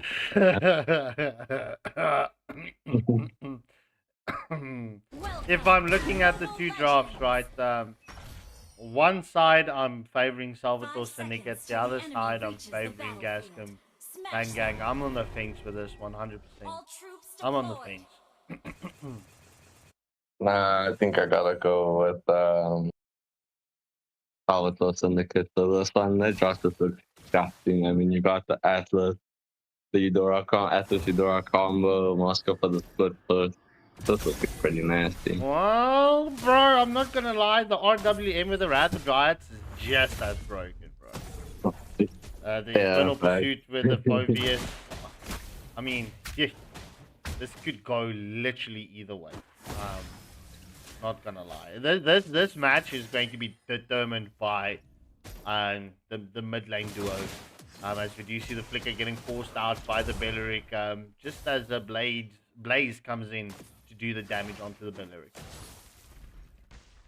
Yeah, 100%. I mean, Balearic, ooh, as we do see that a pullback here, Balearic getting taken down quite low. The freeze is in, and first blood going in the way of that. I mean, I just, you know, Tyrese is setting up the theme for tonight. I needed to double check that he's got his own boots, bro. Is it Tyrese for Tyreek? Because that looks like Tyreek to me. Well, I don't know. Tomato, tomato, potato, potato. It could be either way, but in any case, so well, we do see the pressure getting forced onto Harris, right? Obviously, they want the Moskov to have a good time against the Harris. However, we do see the engagement onto Paquito as we do see Aurora picks up the kill onto Paquito in the bot lane. But the scoreboard, it's 1-1 at this moment. Yeah. And the Lord is, I mean, the first circle is about to, of the match is about to spawn Uriah into the backline, dealing so much damage, taking down the Eudora. That is that's a nice little pick-off just before the turtle. It looks like it might be a potential uncontested turtle, yeah? Well, it seems like a Gascom Bang Gang. They definitely have the number advantage at this first turtle of the match. Can Salvatore Syndicate create the opening here for the Barats to come in? As we do see the Spear of Destruction does land onto Eve. Moskov is into the mix as Blaze just forces the Eve back. However, Barat's King Kage picks up the kill onto Phobius. As we do see the RWM gets committed, and that's currently a double kill for Impulse at this moment. That was a 2-for-2 exchange. Make that a 2-for-3 exchange as Paquito finishes off the Urara. Will it be another kill for the Paquito? He does not have the shield yet. Ooh, who's got slapping? Paquito wins the battle onto Impulse. Yeah, but he's taken down quite low, and Phobius is running right after him, trying to maybe secure the kill there. He's busy recall slamming plays. Okay, and oh, honestly, I would do the same. That fist is banana. B a yana. That fist is banana. B a yana. Oh, we do see the Infernal Pursuit coming on to Paquito. Will Paquito get taken down? Yes, as Phobius secures the kill. Barat's trying to get the pullback. Does he have the Daytona Blast? As we do see the Rapid Guys getting committed. No Fatal Links currently available, but Phobius gets taken down. Oh, Daytona Blast onto the Eve. Eve gets spitted out, and that's a double kill for the Barats. Barats does not swallow. He spit. Yeah, and once again we are into the turtle engage. It looks like Urara's gonna trade the turtle for the blue buff. So this is gonna most likely be an uncontested turtle, yeah. Balearic is quite low. Balearic will not be able to allow for that contest as we do see Blaze goes in for the vision. However, Harris picks up a kill onto the Moskov in the top lane. Phobius gets taken down by the Barats, and this should be a blue buff invade coming in for the side of Salvatore Syndicate. Yeah, that's going to be clutch. I mean, CC did have a good time, or shall we say the Hirara did steal the blue buff away from the Barats, as we do see the Spear of Destruction getting committed from the Moskov, not following up onto the second phase. Man, Barat is so good this season, eh? Like, he does way too much damage for something that's so tanky. Bro. But yeah, the top lane tier 1 has been taken down here by CC and Harris. CC is being chased, hunted down here by Atlas. The freeze was committed here, but CC does manage to escape, but the pressure is still on here in the top lane. As we do see that Brad is looking for the engagement shot onto the Harris, but he does manage to escape with the dash. Yeah, well, will we see the Fatal Links coming in from the Atlas, or will it be baited out? I mean, look, both the Fatal Links and the Wrath Giant is very big ult. I mean, but if we're going to favor an ult in this moment, for me, I would say it's the Wrath Giants, bro. It's just got a bigger range. But, I mean, it could go either way, as we do see Spectre does kick Blaze back. Oh, beautiful flick of Fatal Links coming in from Atlas, as the Eve gets taken down by the Paquito. Moskov doing the damage, but Phobius will not be able to escape. That is currently a 2-for-0 exchange going in favor of Salvatore Syndicate. The Spear of Destruction just slightly off the mark onto the Balearic, but Hirara jumps onto the Moskov. Will Moskov get caught, or will Hirara get caught? Yeah, it looks like Hirara does manage to get out there. It looks like, the segment post has been committed here, and that is a shutdown and a kill going in the way of both Harris and Hirara. I mean, Same running thing. into the Hirara and in the Harris is not something that you want to do when you're on low HP. Will we see the Retri? Oh, Retri still coming in clutch from CC. Pretty much Gascom Bang Gang. Like they just keep keeping at inches distance. This match is still so balanced. Yeah, 100% contestable. We do see Atlas is into the mix here. Will we see that all the Rapid Drive has been committed to, as well as the Sanguine Force, the Daytona Blast, as well as the RWLM into the mix. And that is a kill going in the way of Urara, as well as Udora picking up a kill onto the thing, as well as Udora getting taken down here. But Paquito into the mix, doing so much damage. But the Infernal Pursuit is also into the mix. That is a 2-for-2 exchange so far. But Paquito is looking to go in for a little bit more, as well as Harris, and he does commit the Sanguine Force once again. Ooh, will he get taken down? Almost getting the kill onto the Barrette, but unfortunately, tower damage is insane in this game. Bro, I'm not gonna lie. That's like the team fights. It's constantly one apiece, two apiece, and then three apiece. Moskov trying to finish the job onto Phobius. However, we do see the Bellery coming into the engagement as well. Barat does secure the kill onto Eve as Bellery secures the kill onto Moskov. And Bellery gets taken down. It's a 2-for-1 exchange going in favor of Salvatore Syndicate. Yeah, and that's a 1.5 gold lead.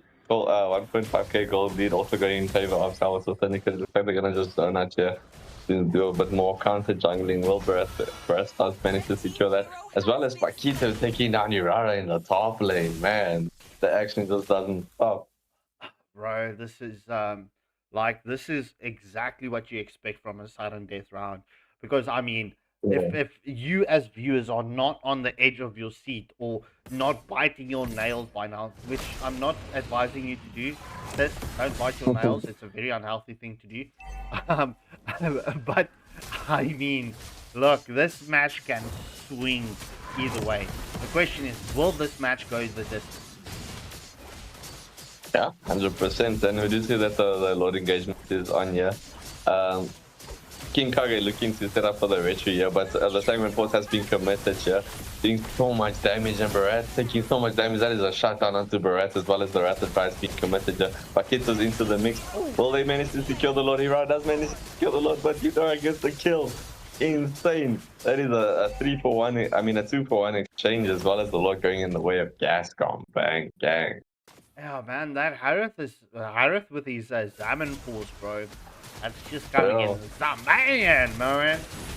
We do see Hirara going on the first skill, second skill combo. Paquito does take down the Hirara. Zaman Force has been committed by Harith onto the Moskov at this moment. We do see Atlas does get taunted up, trying to get the plays on for the Fatal Links, but not being able to do so. Will he get it? As we do see the Harith getting taken down by the Paquito. Fatal Links lands onto the Eve. Will we see the RWM in as a counter? No, sir. That's a 2-for-0 exchange going in favor of Salvatore Syndicate. Lord will charge onto this tier 2 turret. Yeah, there we go. Yeah, and it looks like they should be able to defend this quite comfortably after those kills. Honestly, solid engagement coming out here by Salvatore Syndicate. They knew they needed to get the pressure on before the Lord made it too far. Couldn't lose too many turrets so early into the game. Yeah, man. I mean, look, it's clutch moments. Salvatore Syndicate, they have the 2k gold lead, right? But I mean, we're going to reach that 12-minute mark very shortly, and if you look at Oh, it was meta. if you look at the pause,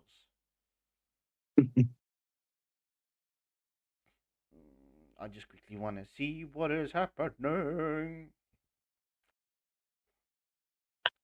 And honestly, looking at the goal between each individual heroes, it's not much of a difference. Aris and Yara is quite up there, as well as Barretta's, Moscow, and then not too far. All right, that Eudora just quickly needs to switch networks. You want me?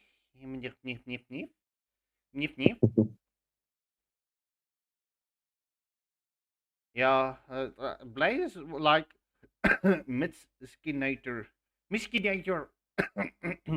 Blaze is very good in XP. I mean, you do see time and time again Blaze using and utilizing with different heroes and having a good time in the XP. I mean, if you look at just the gold difference, Paquito has got the most gold in this match right now. Closest to him is, well, the Barats, and then it's the Harith. Oh no, Urara. Urara is first, and then it's Paquito. Oh my gosh, how did I miss that, man? How did I miss that? But it's nothing like real significant. But I mean, look, this match is hanging in the balance. As this match continues, will we see the play onto Belleric? Atlas does close the gap onto the Belleric. Belleric gets pushed back. Oh, we do see the Daytona blast onto Belleric. Belleric gets taken down. That's a massive AoE skill getting removed from the next team fight. This is a good time for Salvatore Syndicate to pick a fight here, as they're trying to get the damage onto Hirara, but you know Hirara's a slippery little thing, man. But Barrett's is trying to get like a bit of damage onto her, but she does manage to slip out. Atlas is hunting down this. Ooh, insane outplay is coming out from Moscow, but he does get taken down by Hirara, as well as Probius there in the mid lane getting taken down. Man, the action is just all over the place. How does your hands feel there, Scott? So switching through the screens. Man, it's been touch and go. Like Hirara forces you as a marksman to buy Winter Crown so early on, bro. Especially when she goes into that CC immunity and that untargetable stage, bro. Because I mean, Moskov was pretty much full HP and she just came in for pop. Done. Yeah, and with the red retribution, like even if she is lacking a bit of damage, she can definitely get it onto you. Yeah, man. But yeah, so the next Lord of this match, second Lord of this match, is 10 seconds away. Who's going to take it? Will it be the Barats? Or will it be the Hirara who takes the next Lord of the match? I mean, Hirara's retry has been so clutch this match. As you see, the Daytona Blast was committed and missed, but it does have a short cooldown if you miss, so it's no harm, no foul. But the Lord has been started here by Moscow, as well as Brad. They're trying to get the zone, and it's unstoppable going in the way of Paquito taking down the Infernal Pursuit is into the mix here, but Eudora doing so much damage that it's a double kill going in the way of Paquito. The Wrath of Drides has also been committed. This will be an uncontested Lord 3 for nothing exchange. Man, Barat just catching that Daytona blast onto the Aurora, just waiting for the Aurora to come out of that CC immunity state, catching her, and Moskov just doing his damage job and taking down the Aurora. That was a 3-for-0 exchange, right? Salvatore Syndicate, they can do a lot with this second Lord of this match. 100%. They really are displaying a lot of patience here, Salvatore Syndicate, when it comes to laying their skills and their positioning. Yeah, well, look, for me, to pick an MVP tonight, it's going to be really difficult, man. I mean, Blaze is really up there tonight, and my gosh, but I don't want the casters curse to pop in now. I don't. Yeah, 100%. I have to agree with you there. As we do see that the the last mid has been taken down. Lord is barreling into the top lane. The waves aren't perfectly synced yet, but there were turrets up, but the Lord does manage to crash in here. Brad goes in with the Daytona plus the real world manipulation has been committed here. Better drives as well as the Infernal Pursuit and the Zangwian Force has been committed. Everybody taking so much of damage, but it's only King Kaga that has been taken down so far. And Poby is just continuing the engagement, but Moscow does manage to get the pick off onto Urara. That is a 1-for-1 exchange plus the tier 3 turret going down here. Damn, man, I'd be happy with that exchange. I don't know about you guys. Nah, I would definitely be happy, bro. But a jungle for jungle exchange, GG's, Dutchies. Okay. Blaze just standing. I think he took a screenshot to like take make a meme or something, a sticker of himself. Most likely. But I mean, Anna did manage to get the top lane tier 3 turret, so that's gonna always be a slow pushing lane in the top there, which is gonna cause a lot of problems for the start of Gascom.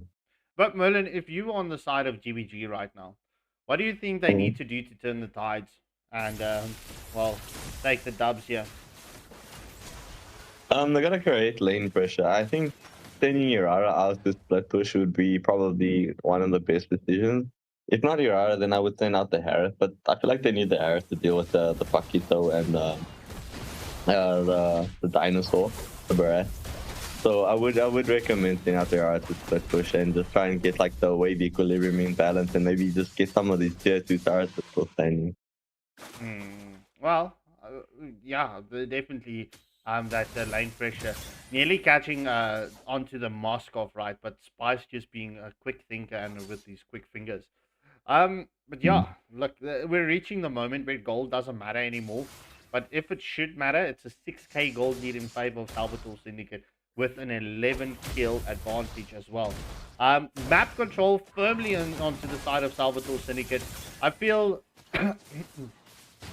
if Gascom Bang Gang can force out the skills from the side of Salvatore Syndicate, they can come in clutch, bro. Yeah, 100%. And Hirara is really good at doing that. She can like just go put the poke onto Atlas, try and face out that fatal link. But as I'm saying this, there's an engagement here, and the Lord is quite low. The Rathatrice has been committed here, but it will be Barat taking down the thing, and the fatal link has been committed onto 4. But the real manipulations into the mix. Moskov doing so much damage as the godlike for Paquito. Will this Phobius get taken down here?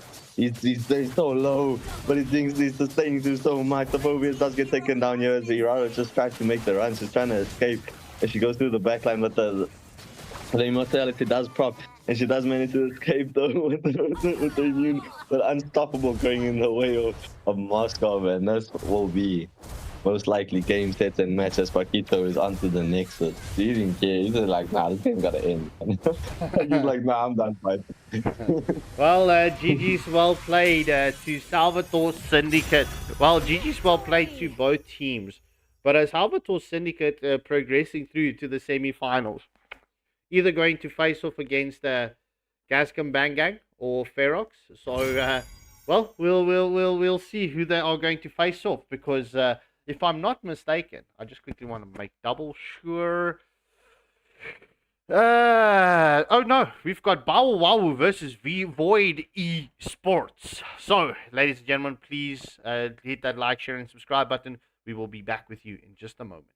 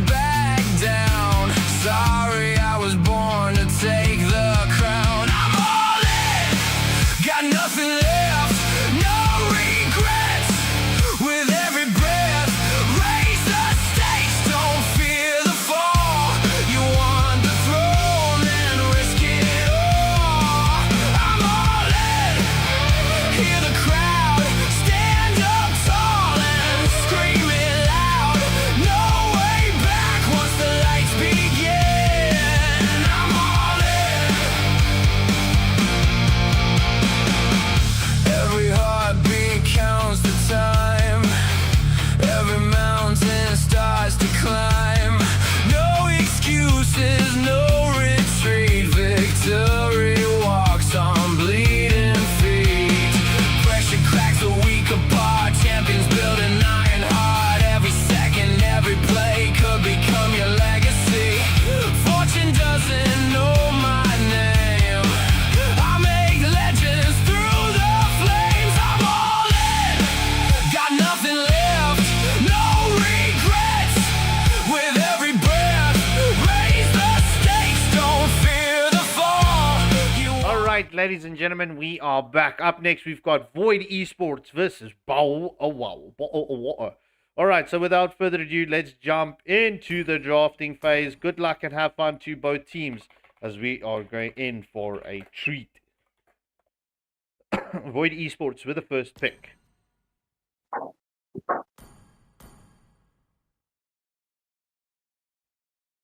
Well, I'll take the draft. I don't think Sawyer is, yeah. Okay, no problem. As we're just waiting to go into the drafting phase. Ah, Super Shady takes his name back. Nice. Yes. We have seen Void Esports versus Boah Oh Woah just this Saturday for the national team trials. Although after that matchup, I'm actually curious to see how these two teams are going to play up against each other now. Maybe have gone back to the drawing boards a bit, developed some new strategies to deal with each other, basically, especially for the side of Your Boah Oh team Woah. is banning. Yeah, this is probably going to be one of the top grad matches of the night. I'm guessing Boah Oh Woah once they get back from the weekend's matches. So they're probably going to bring the heat. Let's see what they decide to go for as we do see Marcel with the first band getting taken out. I think Marcel's already one of those heroes which we can say, yeah, he's definitely Your getting a team ban. is banning. But Paquita getting banned out as well, he's pretty annoying to deal with whether he's on jungle or in the XP lane. Yeah, 100%. And even if you do pick up the Esme counter, you can't really stop what he's trying to do, and that's like burst down the back, you know? He's still going to rotate, even if you lose his lane, he's still going to rotate and burst your back line. He's very annoying to deal with. Especially Mimic's bucket, so. Definitely. Atlas Your getting team is banned out. banning. Also, just pairing that up with the Marcel ban. I think those two heroes we usually expect. The previous match of Salvatore Syndicate versus Banggang, it was rare to actually see the Bellark and the Atlas go through at the same time. Yeah, and there goes Your the team is Bellark. So, yeah, look, these two tanks have been so meta right now. I'm even banning them in my rank. It's just so annoying to deal with. And if it's not them, the support. I hate the support guys. Why do they buff support? Who? The supports, all the supports. Like every time I'm playing rank, all I see is support on my. Like I do understand they're a nice pass and they've been working wonders in rank, but so much. I mean, sometimes if you're struggling in rank and as soon as you just change to a support, for some reason you start getting victories. So Your team is banning. Yeah, because you click one button, nobody dies. Like what nonsense is that? That's like no skill. That's so boring.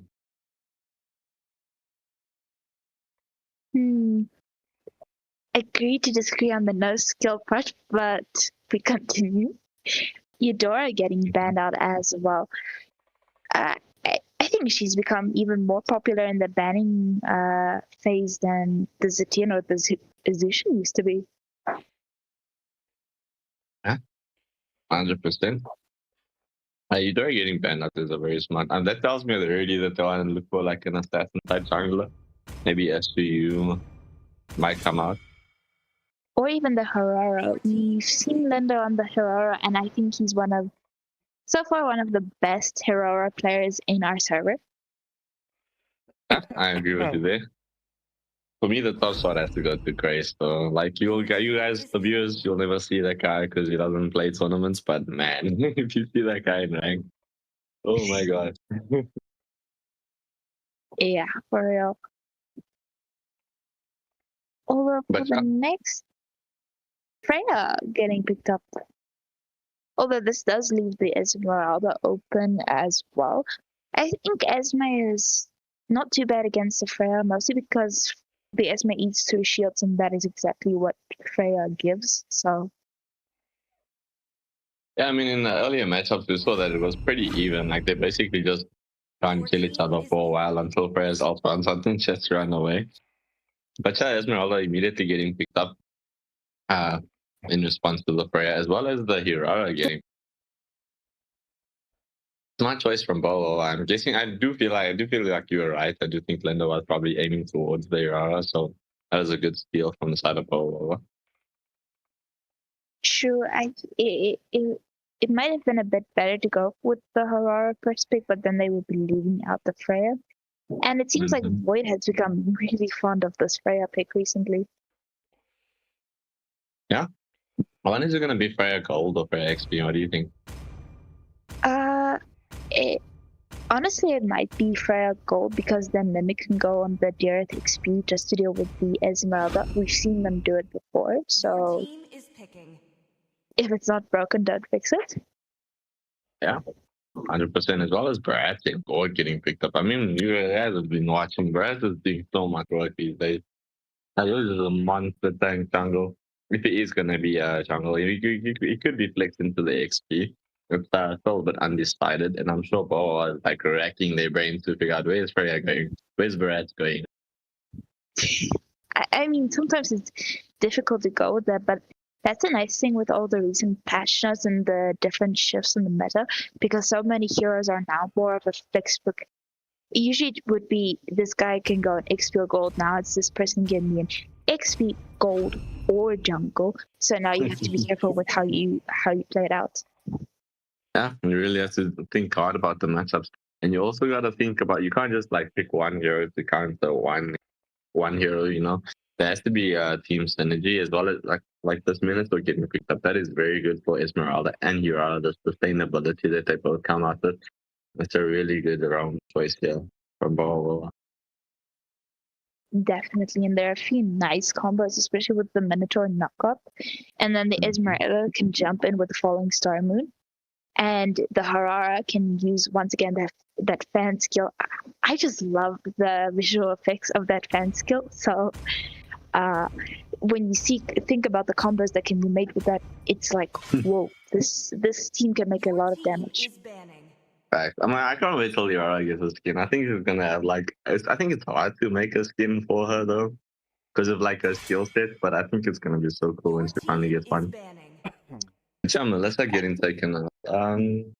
That's probably a respect ban, I would say, most likely towards I think Super Light. Mm-hmm.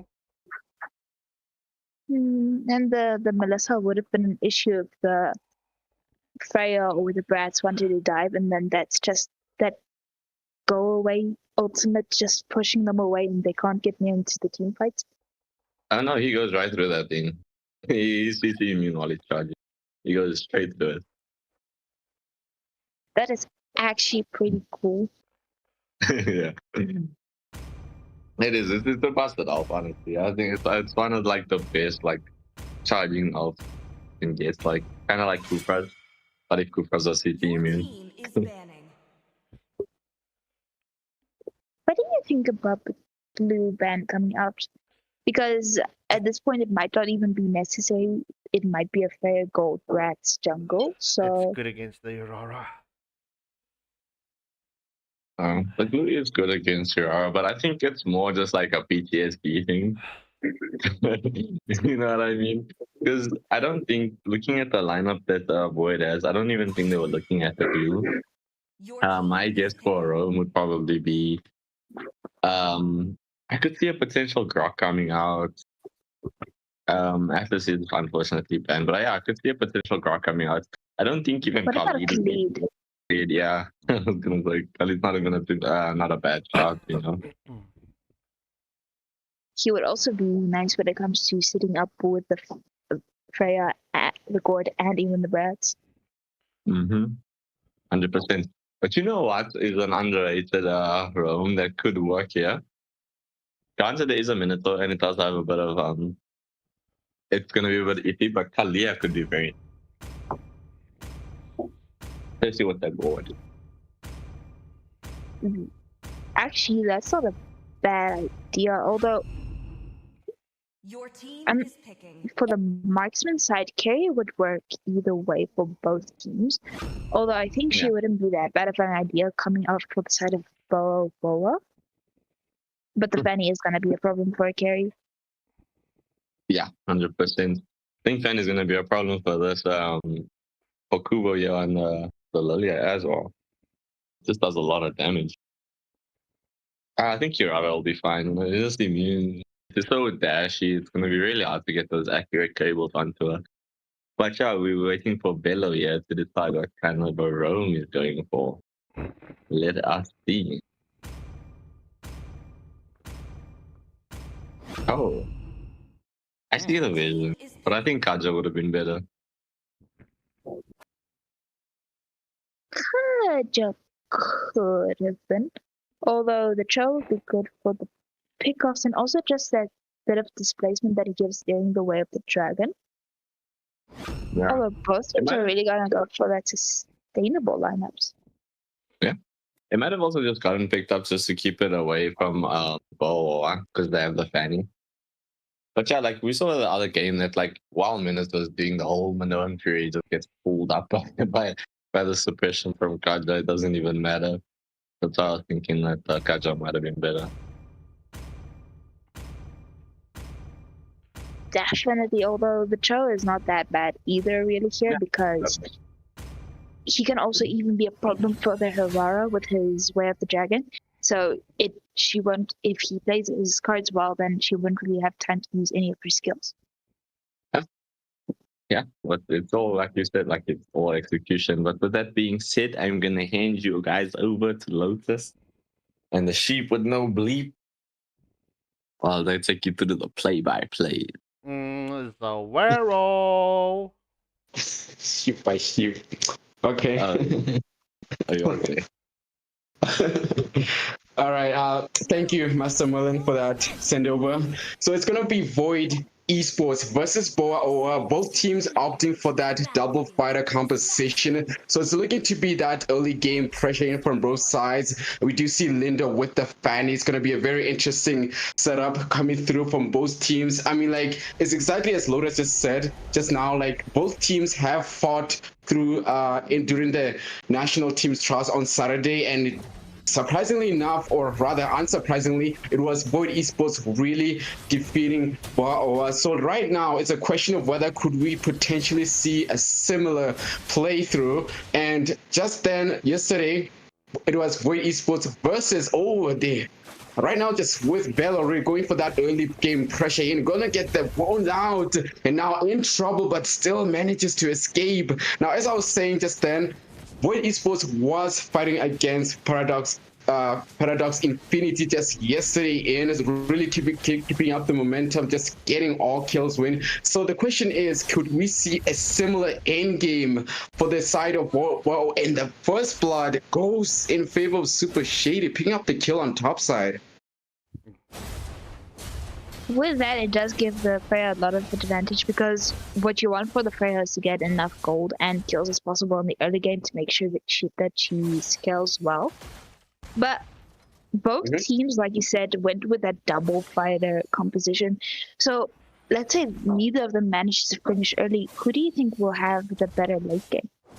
Oh, the pickoff now. Velo centering around the super mob, but still doesn't get the kill. But Mimic chasing down the cow will get caught in, but the engagement was so severe. Now Velo into the mix. Lindo trying to get that cut through in, but doesn't land. But the CC stuns onto 2 units. Now Mickey taking out the kill onto 2 members, and that's a 2. But oh, that's a 3-for-1 exchange with Lindo getting taken down. Now the engagement starting through. Now the backward descent has been committed. Now it's gonna be Kubo in trouble. The Super Shady takes out Lilia on the mid lane, and this is gonna be a turtle in favor of Void. Doesn't seem to be any much contest. Oh, that's Blank getting the Richie steal. How did that happen? Oh, look at Super Shit is in trouble just now. This man does manage to get away, but super light. Ooh, that was a close one. Ruby gonna be able to get the kill here in the bot lane as well. Even with the amount of pressure that the side of Void Esports placed here onto Boah Oh Woah managed to get the lanes pushed in, even some gold from the turrets, as well as the turtle as well. I mean, like, I think this is to be expected. I mean, like, it's just hit the 3-minute mark, and both teams got some kills. Of course, Void Esports got that 4 kills advantage. Now, the question is, how much can this go on for Void Esports? They do have quite the early game pressure in. They do opted for that early game. Ooh, now the cutter has been landing onto Gambit. Now they engage with the follow-up onto Circuit, taking the kill onto Gambit, and that's gonna be a 1-for-nothing exchange. Void Esports really dishing out early game pressure right now. Definitely. Although right now, I think from the side of Boah Oh Woah, they should try to put some focus here onto this gold lane, make sure that Super Shady can't really get farmed enough. Because we've noticed a lot of times when Void Esports is playing, they'll funnel most of their gold to either the marksman or to Lindo.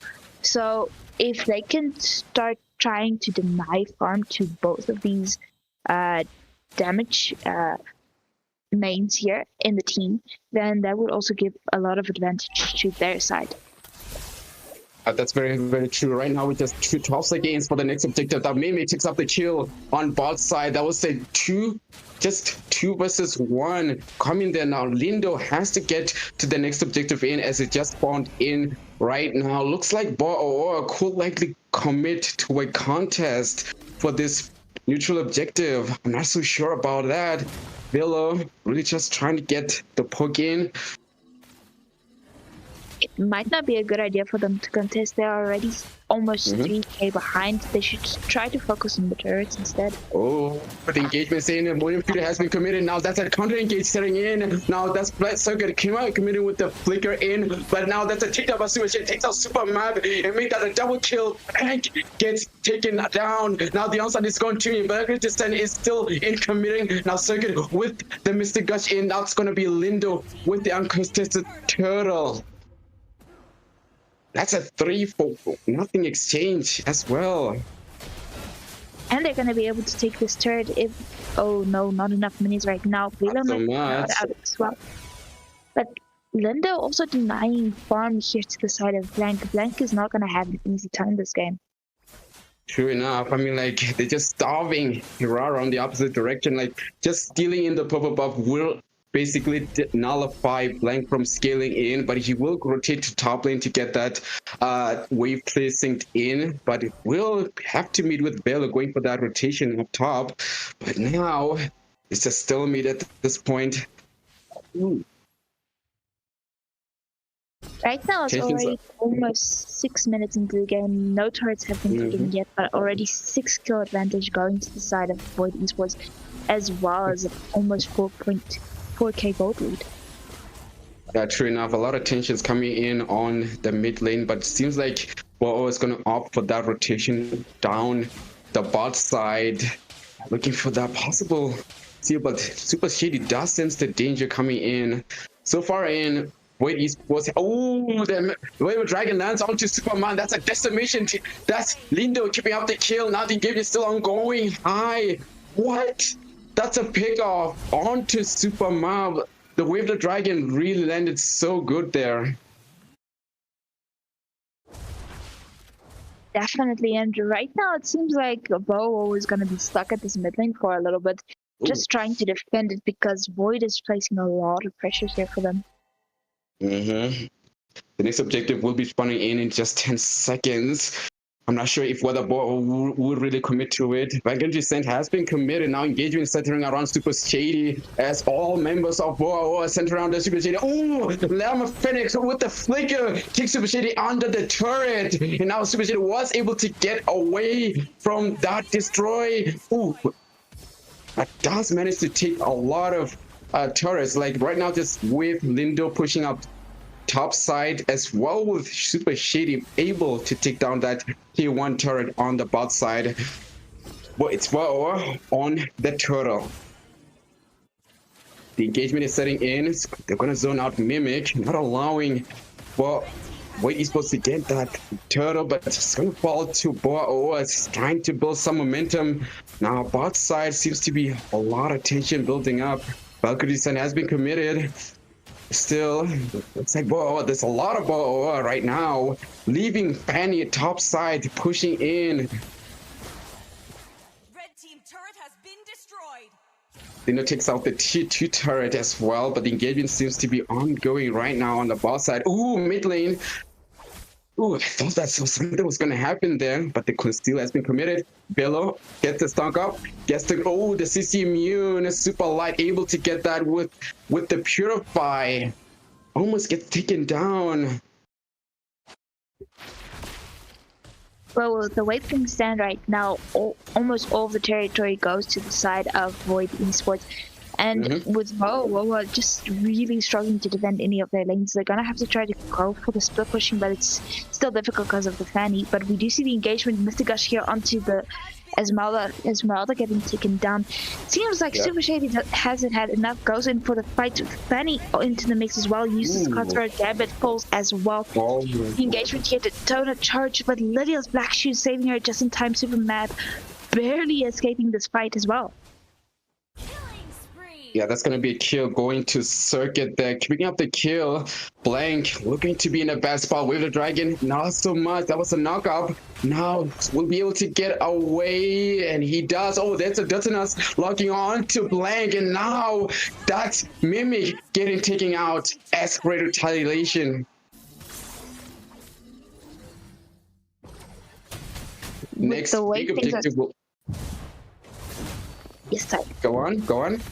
With the Lord spawning up right now, Void eSports has most of the advantage. Esmeralda can't really even go for the split push right now. Yes, now it's getting all that Valkyrie slash coming in. Like this Super Shady is on a rampage right now, devastating the opposition. That's going to be Super Mob with the stomp up. Now Velo into the mix. It's seeming like they're going to disengage that combat.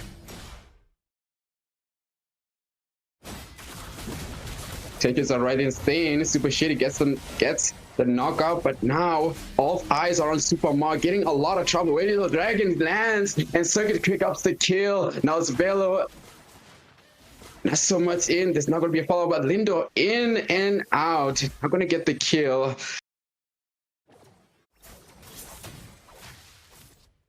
It's going to be Lindo on the Lord. Tensions are rising thin. Esmeralda top, really gonna go for that split push. Doesn't seem like Boah Oh Woah has any opportunity to contest this loss, so that's gonna be a conceded Lord going in favor of Void eSports. Now the engagement on top side, it's gonna be Super Shady versus Super Light. Ooh, who's gonna get the kill here? Which Super is more furious? Now there's the follow-up. Oh, where's the Dragon? Now Super Shady takes out Super Light. The names so similar. Ooh.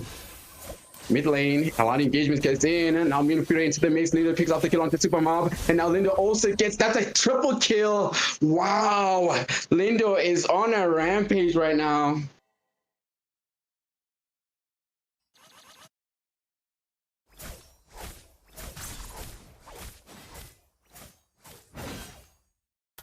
Lotus.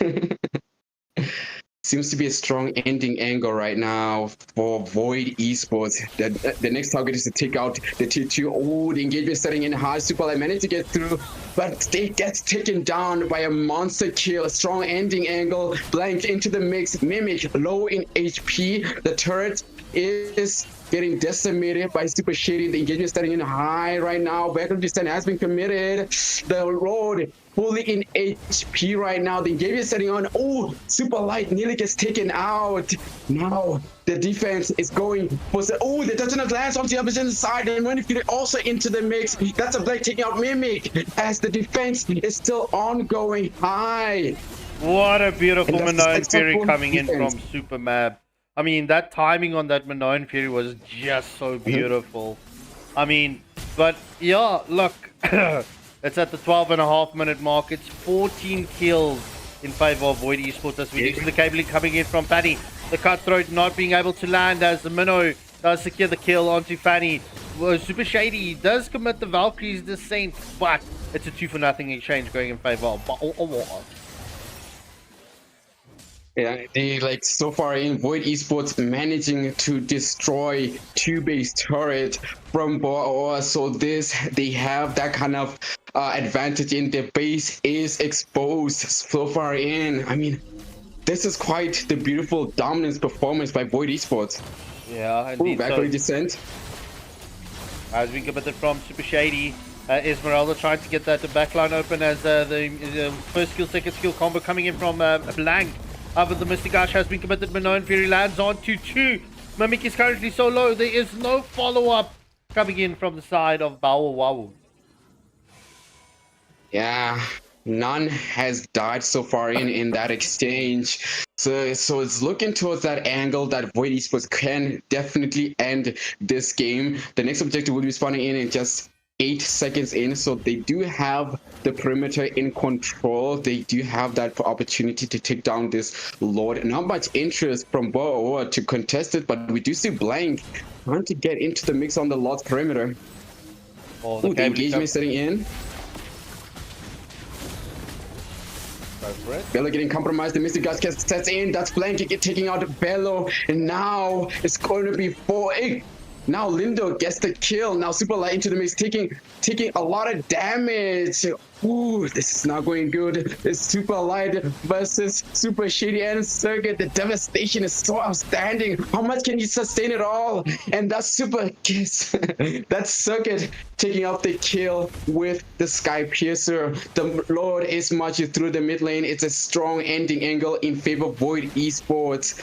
How will Boah Oh Woah defend this? Ooh, Velo. Ooh, that's a Murphy Cantic. This is a strong ending angle that's taking out. The immortality has been procced in. Mystic Gas into the mix, devastating super mob. Now it's gonna be a strong ending angle as Turret Lock Circuit takes out Super Mob. And that's Void Esports winning out game 1 in this best of 3 series in a very dominating fashion. Well, GG's well played to both teams, but Avoid Esports just being the stronger team in this first matchup in this best of 3 series. MVP of the match goes to Super Shady.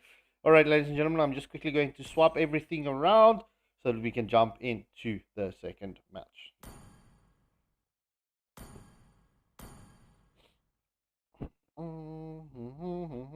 What a game. What a game, bro. Is Lotus back yet? Let me check. Yeah, I just came back. Sorry, my phone died during the team fight. Oh. And I couldn't charge my phone because my headphones and charger can't be in at the same time. Very well. Alright, so without further ado, ladies and gentlemen, we will be able to jump into the second match. Good luck and have fun to both teams. Hi, Boo. Hey. Hi, Boo. Wait, who's handling what for this one? The what? The order. Well, Merlin, let you and Lotiply take this, seeing that Lotiply. Okay, so drafting order will be you and Zoero, and casting will be. Let me and you take the final match. How does that sound? That sounds good to me. Okay, so Lotus, you and Zoero drafting then. All right, no problem. Very well. Oh, Zoero sounds so disappointed. Zoero, do you want to take the final match then? Okay, you and Merlin take the final match as casting. How does that sound? Thank you. All right, cool. You see, you just need to give me this sad puppy dog voice, and you'll get your wishes. All right. Let's take we're on to the drafting phase. It's going to be game 2. Void eSports really just dominating Boah Oh in that game 1 session. That was an absolute nightmare for Boah Oh. That was something. That was really something. Quite, I would say, like the deja vu to what happened during the national team trial. So let's see what kind of conversation is Boah Oh going to respond. Depending on how things have been, I'm really just curious to see what kind of drafting are they going to come up with this time in game 2. Definitely. But I think the Fanny should be definitely a ban this time around as well. And maybe a bit more focusing on how to take care of the sustain that the side of Void Esports gave, because Boah Oh also went for the sustain part, but it didn't seem to serve them too well. So maybe try to go for something that would be able to deal with the sustain that Void will probably provide once again, because they've been really favoring going for these tankier, more sustainable lineups. Very true, and that will depend on the kind of bans that both teams are going to deliver. Because if they do ban out compositions that very much could disallow that kind of system, that need for sustainability, it's gonna be some kind of compromising. But so far in, this is gonna be a dangerous grass map, so that's gonna likely affect the kind of picks both teams are gonna arrive to. Maybe we could see the Eudora, who very much shines in this dangerous grass map. The bushes are to advantage, but so far in, Void coming up with the Bakito ban.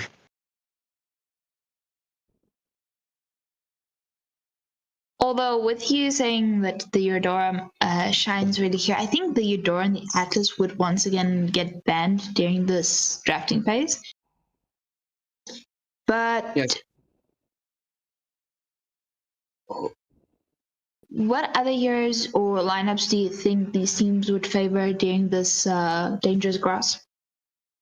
I mean, Dangerous Grass is quite the dangerous map to be in. It kinda really demands compositions that could give that kind of vision to come through. Maybe if they could lock in someone like perhaps Zishin or YSS to get the vision to come through to just essentially disallow the opposition from getting those ganks, getting those pickoffs in the bushes, the ambush that could really devastate Boah Oh quite devastatingly.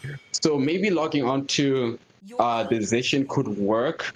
Also, if they want to go for the offense, they could decide to log on to the Eudora, who is very proficient, as I said about that. So now the question is, what first pick is Boah Oh going to rely on this time? A lot of units are open. The Atlas is there, but which are they going to use? Like, which hero are they going to pick? Because they have to come up with something good.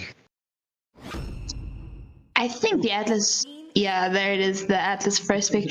Because Eudora is amazing to have, but I think the Atlas is just something that you really do want on your side. As we see the Cho pick coming out from Void Esports once again, Cho is actually pretty annoying to deal with teams, because you want to try to set up a fight, you want to engage or something, and then there's just this Cho displacing you or taking you away from your team, and you can't do much.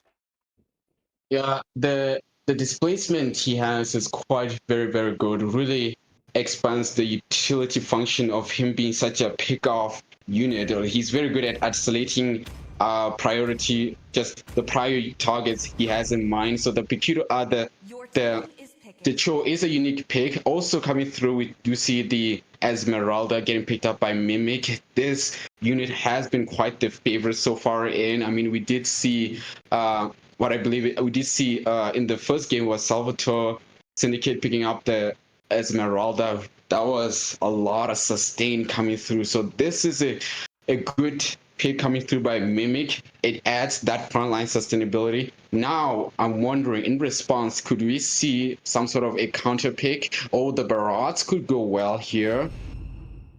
Interestingly enough, but let's see in it. I mean, I did see the carry getting shown, and the carry will not go bad. And that's it. That's carry getting picked. That's gonna allow Boah Oh to have that late game potentiality. Team is banning.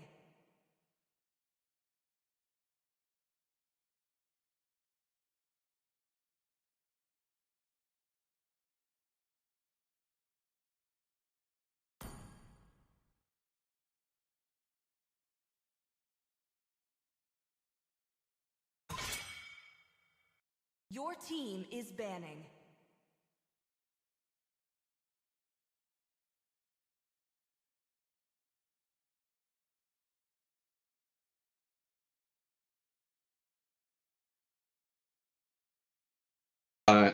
Enemies hiding in the bush. So that's a very tactical ban coming through by Void eSports. So let's see what kind of response is Gamut gonna go with to ban, which, oh, this is gonna be the last ban on the side of Boah Oh Woah. So this has to be a very critical one. They did lose the first game, so losing out on this game is gonna be a direct elimination from the tournament.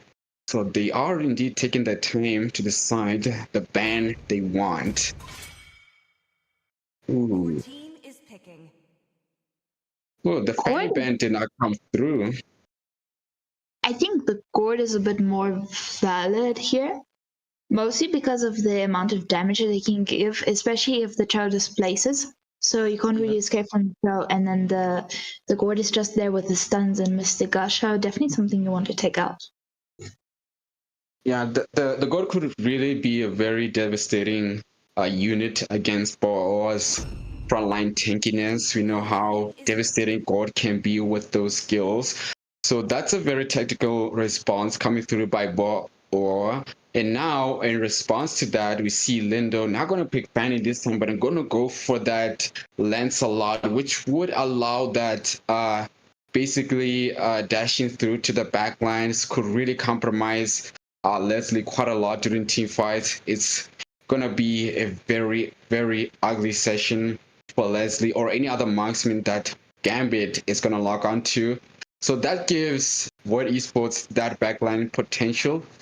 But ooh, okay, something is happening. The Fredrin, this could go either way at this point.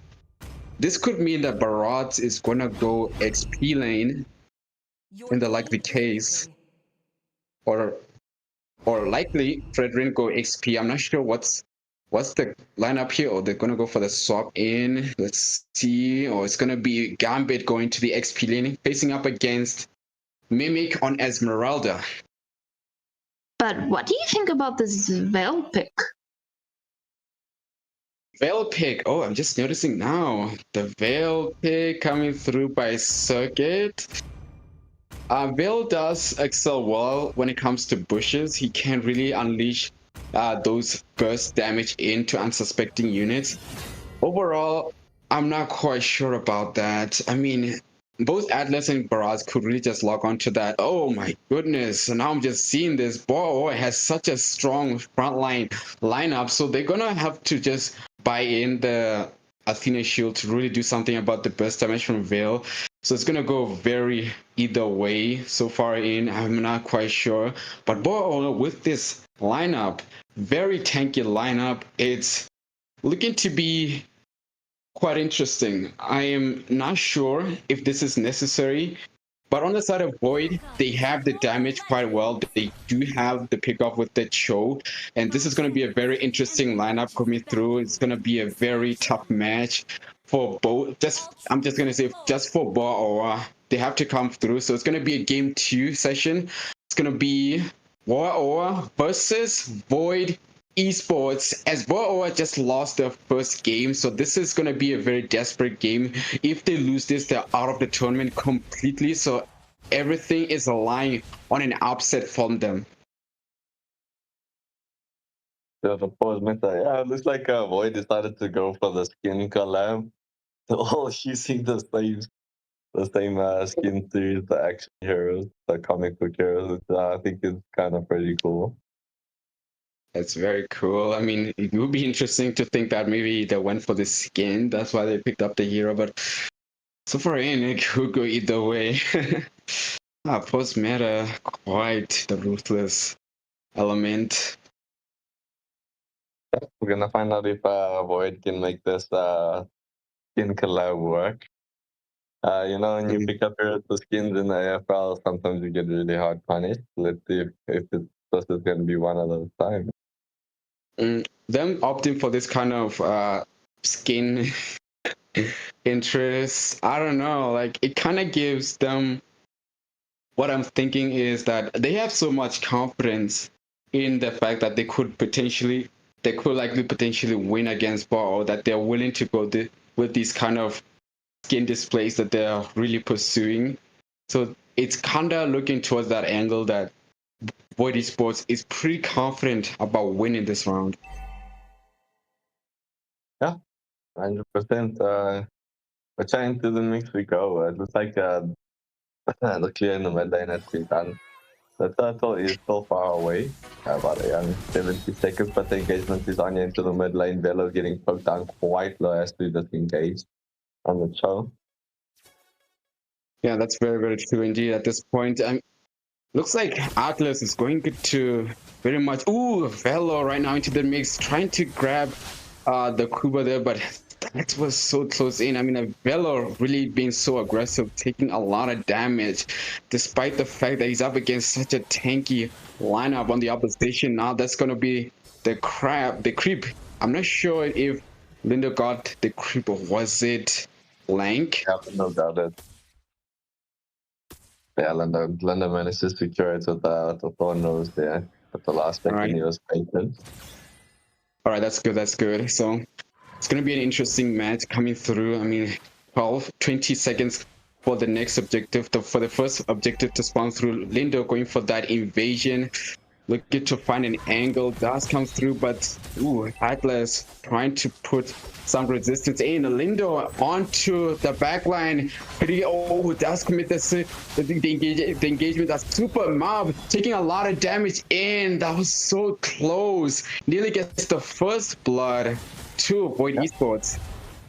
But Lena did manage to get that orange buff there. He managed to steal it from the Fred. So the Fred is stuck at level 3 for the next minutes of this game, and this should be an uncontested turtle. Uncontested turtle. Ooh. Circuit with the windstorm lands onto Fred Blank, and now the engagement is setting in high. Velo into the mix. That's not really ending. Oh, Velo managed to get away, but the engagement is still ongoing on the bot side. Lindo did get the turtle, but the engagement is still ongoing high. There's the turret dive committing onto the offense. Ooh, that's Gambit taking out Velo, but the engagement is still ongoing with the comeback. Lindo taking out Barat in that exchange. That's going to be a 2. Oh, they make that a 3-for-1 exchange.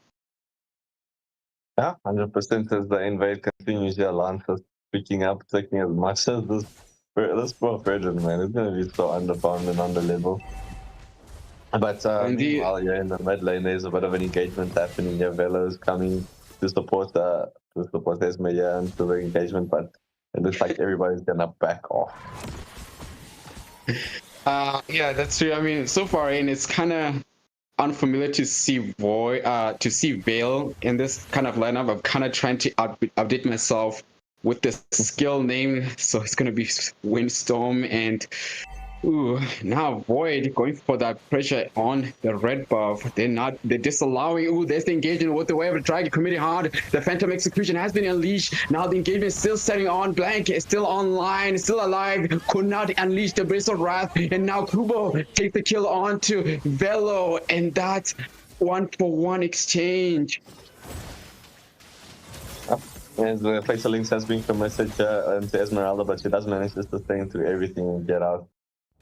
And Lance is just feeling appropriate. Struggle everywhere you can. But the engagement here onto the mid lane here, they do see quite a bit of pressure being put on here. But the defense is on. The defense is still ongoing high. I mean, Superlight at this point is farming up pretty well now. There's the engagement. Doesn't have... Velo has to get out of the way. Could have committed the Wave the Dragon there, but the engagement is not going on the turret. But oh my god, that was a close one. Lindo able to get out of harm's way. Now maybe with the Star Moon takes out Super Mob, and now it's gonna be Void on the turtle. It's gonna be very much uncontested. And Lindo with the quick fingers, they're getting himself out of danger. Just flash plays coming out here on the side of Void Esports. But yeah, the engagement is here into the mid lane. Lancelot going in here with the Thorn Rose, but like everybody's just poking each other at this point, so the minions are just not enough. Barry is, however, free farming in the top lane. Zero rotation coming out.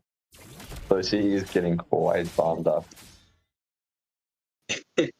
Very quite pumped up indeed. I mean, it does with the fairy really just scaling all that gold. It will allow them to have that late game potentiality set through as engagement seems to be engaged. Oh, now wow, Superma taking that windstorm in. Now there's the taunt. Will there be a follow up? Now Velo manages to get away. Velo does manage to get away as it is super shady. Does try to get a bit more pressure on here, but it'll be Lancelot getting stunned up here by the Fredrin. But it does, but the Fatal Links has been committed here, but Lancelot just managing to escape by the skin of his teeth, man, as well as the Fredrin. But it's Esmeralda here onto the Eudora, just trying to pick up the pieces here. But we'll be able to, but Fredrin comes in here with the stun lock and the taunt, and that's only having to back off here. A lot of blows are being exchanged with Super Light taking out Super Shady, and now Bello into the mix, gets the taunt in, and now could be a possible engagement. Really, Mimic just dishing out a lot of damage with this 8-4, gets the lock onto two members of Boah Oh eSports. Now there's the turret dive coming in. Mimic devastating the opposition side, gets the kill onto Barat, even with that insane combo coming in from Barat. Yeah, I mean, that was a beautiful flicker combo coming in there from the Barats, as we just see that, ooh, Lindo just escaping the Eudora lightning ultimate, but it will be a mega kill going in the way of Esmeralda, just securing that kill there, finishing up what Lancelot was trying to accomplish. And this is the third and, the third and final total of this match, going in the way of Void eSports, as the zoning is just too potent here in the mid lane. Yeah, so far in, it's going to be Super Light serving as the absolute win condition for Boah Oh Woah. They're really counting on that late game potentiality. They do have a lot of sustainability. Oh, there's the turret committing on the Phantom Execution, takes out Blank. Now the engagement is setting in onto Mimic as the turret dive is still on, going high. Now Velo takes out Gambit. That's going to be a 2-for-0 exchange. The aggressiveness by Void eSports is really decimating Boah Oh Woah quite significantly. 100% as it is. Esmeralda is playing to the mix here. Will she get caught out here by the Fatal Links and the Eudora? She's taking quite a bit of damage here, but the mid lane towers has been falling in the meantime, as well as the bot lane tower taken down there by Super Shady, as the engagement is onto the Fredrin. But will Fredrin get taken down? Yes, he does, and that's a kill going in the way of Super Shady. Now, so far in during this kind of team fight, it was Super Light really just going for that speed push, just farming in so healthy. Ooh, now engagement setting in onto the opposite side. Now it's going to be a Superma with the Fatal Links, does not connect onto anyone. Yeah, that was unfortunate there. The Fatal Link just missing them right. But yeah, Eudora with the stun at this going into the mix, he does manage to get the free. So obviously then the continuation, as you see that the drag back from Barat. But Lancelot into the mix, does he manage to get the kill? The Atlas manages just to flicker out. Eudora does commit the ultimate. Same. Just so close. But looks like everybody's gonna disengage. Fellows sitting up here in this little bush here, potentially looking for a potential way of the dragon. But Atlas comes out, just zoning everybody out. But it looks like Cherry might get picked off here. As you see, the way of the dragon has been committed, and it'll be an unstoppable going in the way of Mimic. But it is a 2-for-1 exchange going in favor of Boah Oh Woah. The 2-point exchange. Now the engagement is still setting in. Now that's going to be Barat with the detonus. Now, now Circuit gets the kill. Now the engagement is still ongoing. This Mimic is on fire with the sustainability. Will we see the Fatal Links? The Fatal Links has to connect onto Mimic. Will he be able to sustain it all? Does manage to get away thanks to the Holy Shield. Now, wow. It's going to be Super Shady taking the Lord. Yeah, that was unfortunate there for the side of Boah Oh Woah. The shield being up and just crushing at that time. Esmeralda was gonna die there. That would have been so dumb. But just Super Shady does manage to secure the Lord, and he's looking to take this final tier 2 turrets in the top lane. Eudora comes into the mix, does commit the ult. With the engagement, with the quick fingers, does manage to get out. Did you see the drag back trying to get kills here? but everybody's just getting forced back into the tower. The conceal has been committed here, but Esmeralda going into the mix. The way of the dragon has been committed here. Lancelot picking up the kill onto the carry. Will we see the conceal? Will we see the follow-up? But the fatal has been committed, but he does get taken down by the last. Oh, That is a double kill. Double kill also going in the way of Esmeralda while the Lord is barreling down in the mid lane. So with Void eSports is on fire right now. Really just a lot of bodies coming in from Boah Oh Woah. Now Lindo onto the backline trying to catch in onto Gambit, but his Gambit is so far away. There's the Phantom execution committed now with the flicker. Now it's gonna be Void Esports logging onto the base, and now it's Void Esports ascending to the semifinals, picking up the win against Boah Oh Woah with a dominating fashion. It's gonna be Mimic with that MVP. He has been quite the ruthless element so far in, with Blank going home with a box of chocolate. How insane, GG's. Yeah, I mean, ladies and gentlemen, this was quite an evening. I have to say, Salvatore, Syndicate, Gascom, Bangang, definitely for me the best of 3 series of the evening. With that nail biting. So it's coming down to tomorrow night. It's the second phase of the quarterfinals. Who will face Void Esports in the semifinals?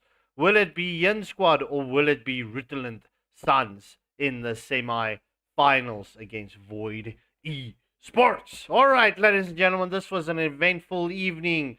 We thank you all for your continuous support. Thank you for popping in onto the stream, and thank you for supporting the teams. We appreciate you. We love you so much.